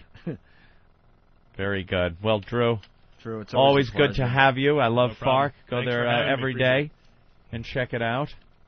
FARC.com. Drew Curtis, everybody. Thank you. Thank you very much, guys. Thank you. I got a quickie here. Audio fantasy for Jim Norton. What's this about? Where's Steve? I have no idea. Get Steve in here. Jennifer in Seattle has a crush on you. Oh. Oh, I heard about this. And she sent some audio. Okay. An audio fantasy about Jim Norton. Steve, what's this Jennifer in Seattle thing? It's a young lady in... Oh. Yeah, oh, he certainly did. He walked all the way back in. No one got look at him. You are the worst, Jimmy. God. That's a little trick I picked up in Severed Clit, Iowa. Some concerns because water is raining down near lights. What? At the Superdome. Oh. So, it's a mess. Power out. Homes flooded to the ceilings. Hopefully Shepard Smith is dead. All right, let's go to Steve. Steve? Jennifer is a young lady in Seattle who Take apparently those sunglasses off your head, please. They're enraging me. You're not enraged quickly. It's a good look if you're a director in 1940. No one wears sunglasses on top of their heads. He's trying to cover up that razor mess. What happened? Yeah, that's true. Which razor mess? That seems all yeah, probably it's growing in all choppy. Yeah, it is. Who cut your hair? 3 Mile Island? That's why you're wearing the shades, to cover up a world of hurt up there. No, I stopped wearing the hat. I stopped wearing the backwards baseball cap today. Were you at the JetBlue terminal holding Anthony's hand? What radiation emanating from me? Oh, it's great. All right. That haircut should come with... I stopped. Thank you. All right, what? What's this? Jennifer in Seattle is a young lady who has a crush on Jimmy, and she sent in a little audio piece describing a fantasy she has, where she'd like to get Jimmy and another woman alone in bed. I've never seen a fucking crew cut done more horribly. How could it not be? How could it be done horribly? I shaved myself bald, and this is growing in. I'll tell you how. You fucking uneven follicle motherfucker. It's when I crew cut, I go I go down all the way, and it's like every hair is the same length. You have yours is a bevy of lengths. And I just want to fucking... You got a baseball field up there. You know what I want to do? You got a field of dreams in the middle of your head. I want to tie a Bic razor to a hammer and fucking give you a good shaving. What the hell?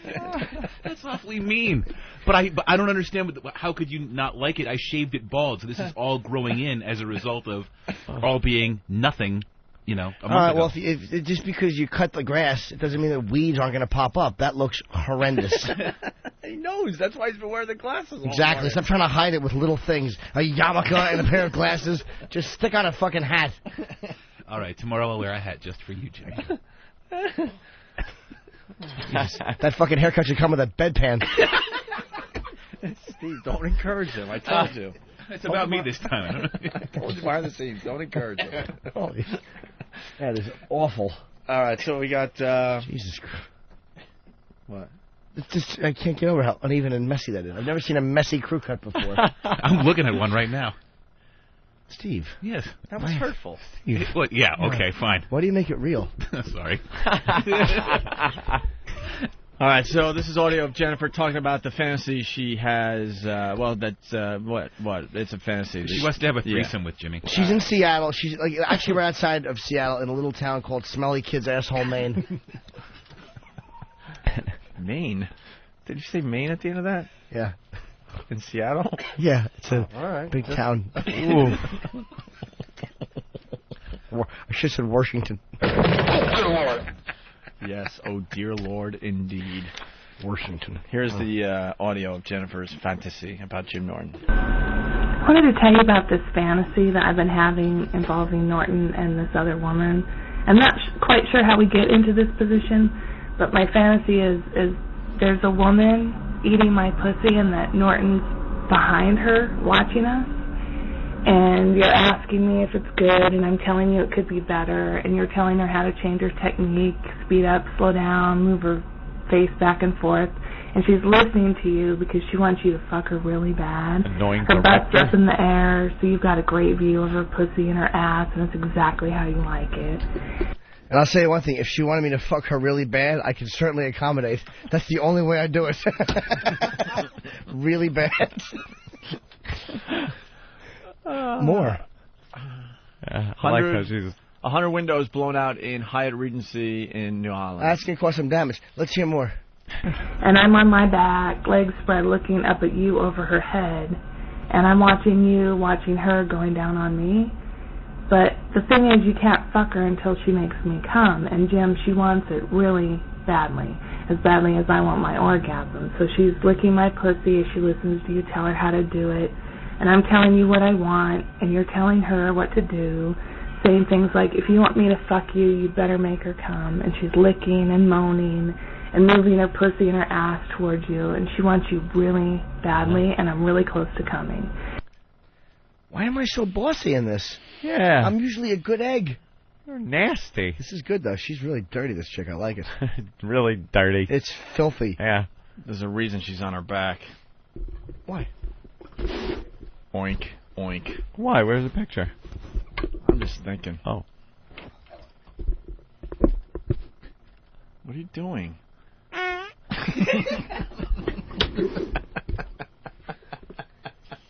That one is going to be horrific. I like this fantasy. I'd like to hear more. That one's going to be horrific. You are so nasty. Oh, boy. Oh, wow. And I tell you that I'm going to come, and I ask you if you want to fuck her. And you say yes in that sexy tone that you get, and she starts I start my orgasm. And as I'm coming, I say, fuck her, Jim, fuck her hard, and you thrust into her deep and hard, and it's wet, and it's tight, and it's good. And she finishes making me come as you bury your dick into her. And she wants it so badly by that point that she's leaning back to meet your thrusts, and I get to watch you fuck her as you tell me how good it feels. And that's what I came to today. Yeah, it's very nice. Wow. What a filthy, filthy girl. I fucking filled up a little on that. Very sexy. She's got to call the show. That's really hot. She might be listening to this in replay, so call us like tomorrow or Yeah. something. Boats going into buildings in Mississippi. Really? Boats into buildings. Shepard's always... I hope Shepard's always good for some honest reporting. Let's see what's going on. Stories tall, yet they act as that same sort of wind tunnel, and these hurricane shutters constantly flapping, and then glass windows breaking and glass flying down the street, pieces of rooftops coming off, metal peeling off, and that sailing down the street. Though it's not constant and unending, it's noises with which you're not familiar, and the echoing through these canyons is somewhat frightening. It's a different kind of hurricane experience, and I'm sure one they hope they don't see here anytime soon again. Yeah, we've been able to hear some of those noises being on the phone live with you. Shepard Smith, we will be checking back again, French Quarter, there in New Orleans. We're going to get to Jonathan Seri in just a moment, but as we continue to look at this satellite loop of the hurricane as it plows into the New Orleans area, the right-hand quadrant of the right-hand upper quadrant of the storm. All right. Oh, this just in. Don Vito and Ryan Dunn from Viva La Bam will be in studio next week. Unbelievable. Why? They went down to the VMAs and have never made it to New York, so they're still down there. We just stink with our guest getting. We cannot get guests. Why not a phone call? Because that makes for a good story for talk radio. Wow, they didn't make it because they stayed in Miami. All right, let's get them on the phone. What happened? Wow, we were having a good time. We were partying. We missed our flight. And at least makes for good radio. And then we can promote and go, hey, well, that's cool. We'll see you next week. Good luck to you. Yeah. That's how radio works. Got to go with the flow. But instead, we just get a note handed to us. We get nothing. We get nothing out of it. They couldn't let us know earlier. See, you could create stories. How did the show go so fast today? What time is it, Angel Face? It's 22. I liked it. You knew I meant you. Wow. Oh, wait, we're getting some wind. Oh, the wind Take meter a look guy? over here. This condominium complex over here, right behind it is the Gulf of Mexico. Well, if you look through that bottom parking garage right there, the visibility is so horrible, you can barely see anything. But every once in a while, you'll see a huge wave with the spray from that wave reaching above the parking garage. And understand this parking garage probably goes up about 15 feet, and the beach itself is probably This guy about has 20 feet nothing. below that. You know what Just else to I give can you see? an idea The fucking how powerful pavement, the stupid. waves There's are. no flooding. Another concern Yeah, is the nothing. storm surge. Right now, we're experiencing a storm surge of 16 feet above normal levels. That is causing flooding in several There's areas. nothing of the island. What an asshole. He's saying causing flooding. He's right next to the water. And he's high and dry. And the parking lot looks pretty dry.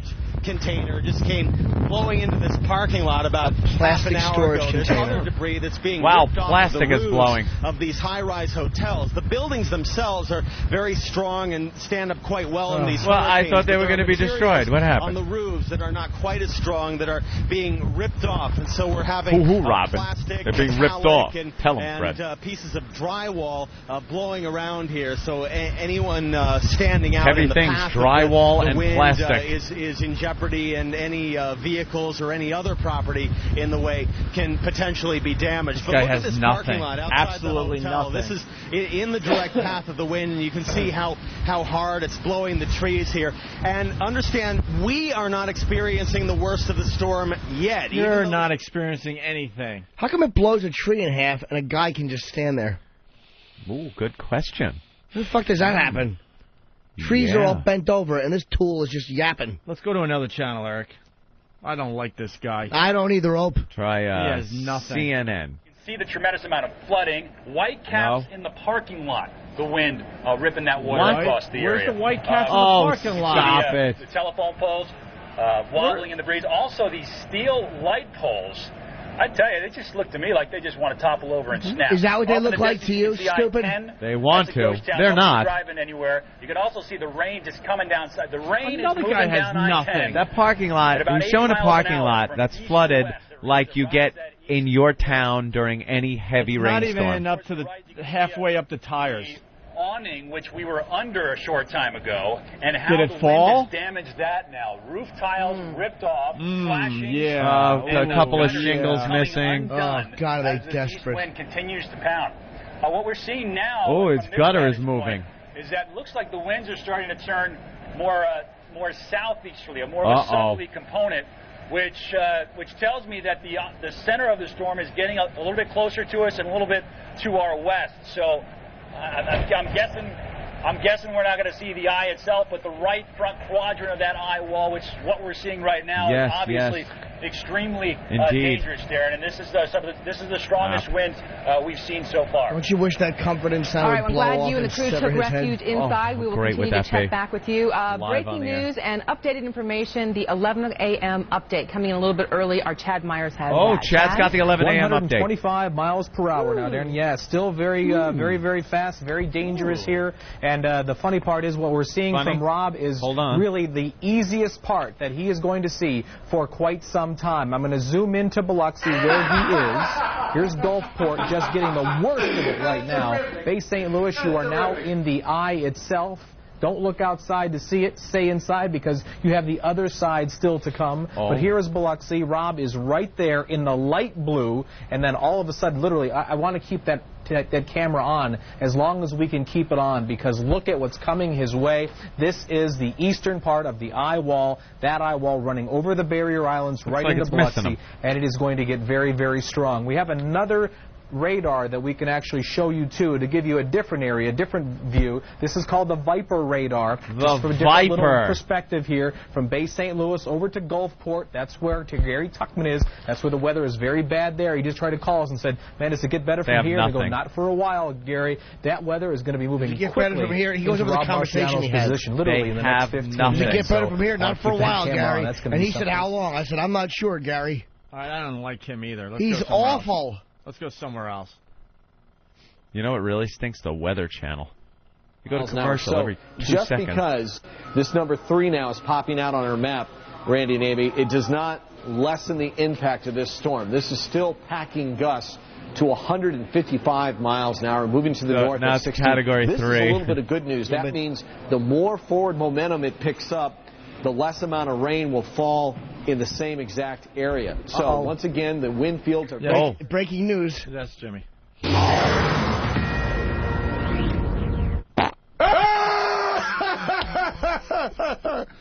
Rains, storm surge, high winds. Why all the farts isolated today? tornadoes. Happy to be back. Andy, it's that right front quadrant, right where Biloxi is situated, right there. All right. Well. Okay. It's over. Nothing really happened. Don't blow it toward me. Oh my God. Oh God. Oh, he stinks. I missed you guys for a week. You are so. Oh. Right. No. What? Oh my God. Holy shit. Stop. He sprayed too much. He's not talking about the Lysol. When are you going back on your diet? I'm on What were you eating on vacation? Yeah, you ate crazy over vacation. I had some good food. Rancid pork. Dude, I don't like being challenged like this. Holy crap. All right. Dude, no joke. That one's brutal. All right, you dare me? No. No. All right. To make that worse, you would have to shit yourself. All right, I dare you. He dared me. I can't take this. You know what? I'm going to eat a whole thing of grapes. Dude, I'm hoping you do. Show. I'll go over there and smell them. I'm going to eat a whole thing of grapes and then tomorrow. make dumb Eric just sit there the whole show and scroll. Why am I being punished? I will not punish him. I'm going to spread all of Eric's mayonnaise on my grapes, and I'm going to eat them tomorrow morning. What do you think of Jimmy? He stinks, and I don't like him. Yes. That's right. All right, we have another guy. He's in Central Park. What does this have to do with the story? What? Oh, is there another Central Park? We're gusting into tropical storm force winds, so you can only imagine. I heard Jim Cantori and Simon Temperton talking about what they're dealing with. And so this is what our picture looks like. Just imagine what their picture looks like. Just terrible destruction going on right now in Gulfport, Mississippi. We're actually standing on a sand dune that's a couple of little waves from the Gulf of Mexico here. And imagine the brunt of that Category 4 and what that water would be like rushing all the way up here. Of course, it would take out the sand dunes, and we would see... Where is the... Any place with water now. Yeah. I'm standing here in a tub. Imagine if this was outdoors in the middle of the... right. The storm prospects for here in Baton Rouge, Chad. What you're seeing now, obviously, you knew it. You've been in enough of these. An outer Here's a guy that's band, used to blowing. An outer feeder band. The storm is still circulating around you well to your east. But this is a storm, a band of storms just coming right down the Mississippi River. Go back to the radar here, then we'll get back to Anderson in a second. That radar showing the very heavy band just to the west now of Baton Rouge. There it is. There's the line. That's the cell that Anderson is in. Quickly, though, he will be in nothing. And then again, 45 minutes later, another band going to hit him again.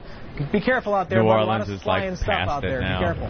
It's past New Orleans. Yeah, nothing. I don't know if you can see. We're trying to work it with the camera. This crane is just swinging and occasionally hitting this pier that we're on. Oh, my God. Hit his It head. was about 10 or 15 feet to the west of me before, but now it's swinging around. I mean, this crane could very easily just swing along and hit all Could easily.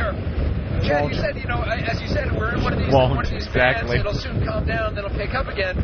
I mean, how much longer does this thing go on here? Why are they talking about all these dangers that'll never affect anybody? Or that could happen. Like there's going to be a person that just happens to be out there now and the crane's going to hit him? We have Category 4 winds coming out of Jimmy Norton's ass. It's very dangerous. Stop. You know what it was? I missed you guys on the vacation, and I kind of like, in a way, that's my way of saying it's good to see you. Welcome. It's like an animal marking his territory. It might not be pleasant, but it's sincere. All right, let's say May not be pleasant. Let's say hi to Ray in Cape Cod. Ray? Yeah. Hey, you guys know if anyone's taking cover underneath a Sirius satellite radio? They're afraid it will blow over on them and kill them. I guess they just announced they have a portable unit, but you have to plug it in to get live programming. Thanks, guys. I'm checking it. Did you guys hear about that one? What? Dude, it what? They got a portable unit. It's, XM has the nice MiFi and now the Tau and the Panasonic unit, and we're gonna have other ones coming out in the very near future. And it's a true portable satellite unit that XM has. You go out, you can pick up the broadcasts that are coming in from XM. Yes, live. Live. Now, the Sirius unit, they bullshit so bad in their press release for this thing that they were trying so hard to cover up the point that you cannot listen to live programming with this unit. You have to dock it in your car or your house, and then you can record the programming and take it with you and listen to recorded programming. So it's actually you're able to if you can plug it in, you can listen to it live. So it's really a portable unit if you have a fucking mobile home. Right. That's it. Dog shit. Or a very long cord. The way they worded this thing is now you can take Sirius wherever you want to go. You decide what and when you want to hear, and it said you dock it in the home or car docking system, but really trying to evade the whole point that you can't listen to Sirius programming live on this unit. So basically, that's cool that Sirius is now an iPod. That's very convenient. That's pretty much what it is. So why pick your own music? Just download their shit. The difference with XM is you can listen to talk radio and news live. What are you going to do? Fucking download news and listen to it? Yeah. Yeah, download the hurricane coverage and listen to it on Tuesday. Yeah, listen to it tomorrow. Yeah. Right. Fox News. Get it live. How about you want to listen to Fox News? You're walking around, you got a MiFi, you tune in Fox News, and you listen. I'd rather download some stuff from Friday and listen to it. Absolutely. Here's In Excess. Weather for New Orleans, sunny today. That's what you'd get on the Sirius tape recorder, as Jimmy once called it. Congratulations, Sirius. You've invented the tape recorder. Yeah, that's great. Cool. We're getting that Sharp Image ad, I hope. All right. What else did we miss? I have a recording here that I think you should hear. What is that? It's a teaser for later shows. It's good. All right, let's hear it. It's only it's only like 25 seconds. Just a phone message I got. Ooh. Let's listen. All right. I like when Jimmy brings things. Hold on, just queuing up. Attaboy, Ope. Way to chime in. You don't get full credit because you do it into the side of the microphone. No, look. You got one? Here's me talking into the side of the microphone. You hear the difference? No, there was nothing.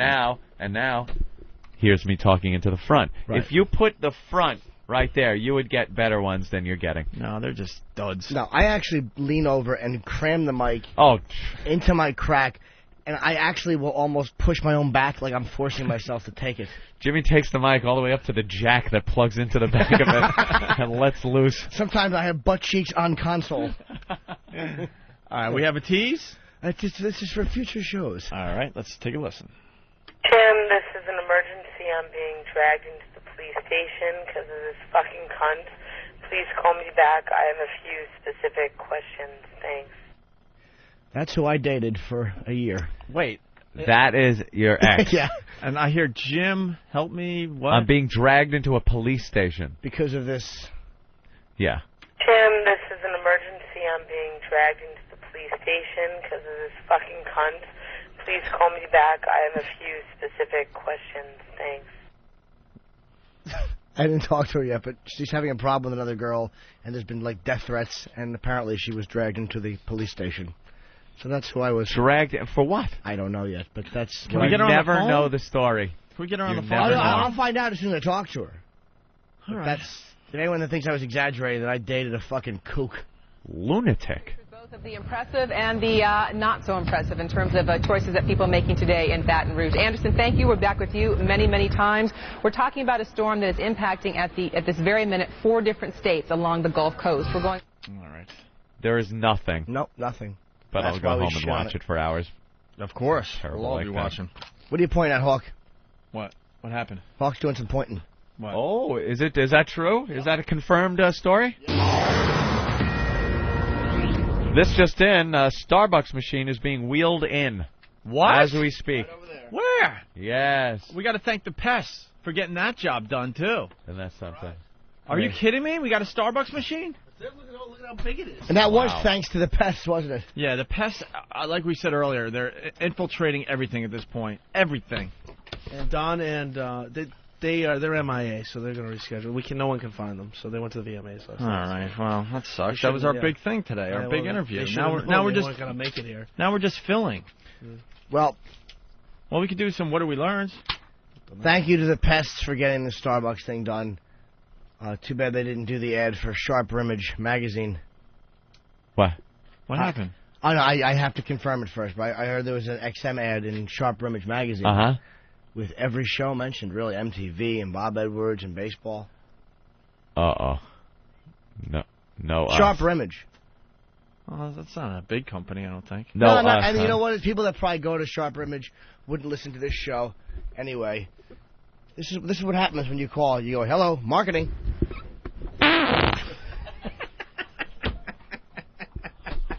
Oh, you are Gary Gas today. Wow. I got to spray again. Got to spray up the wall.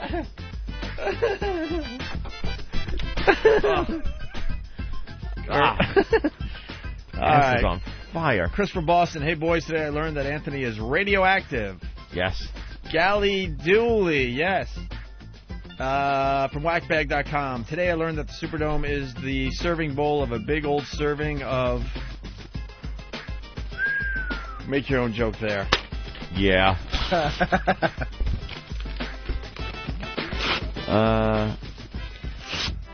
Guys, there are people on CNN trying to jump up in the air to see if they can fly, the reporter said. The people needed a good The reporter said the people needed a good dose of common sense. The reporters have some harsh comments. Oh, God, Jimmy! I'm so glad that one traveled. Holy shit. I was proud of that one. Oh. He's spraying a towel with Lysol and breathing through it. It's like when they bring in a cadaver that's been in the swamp for a month, and they got to put the Vicks under their nose.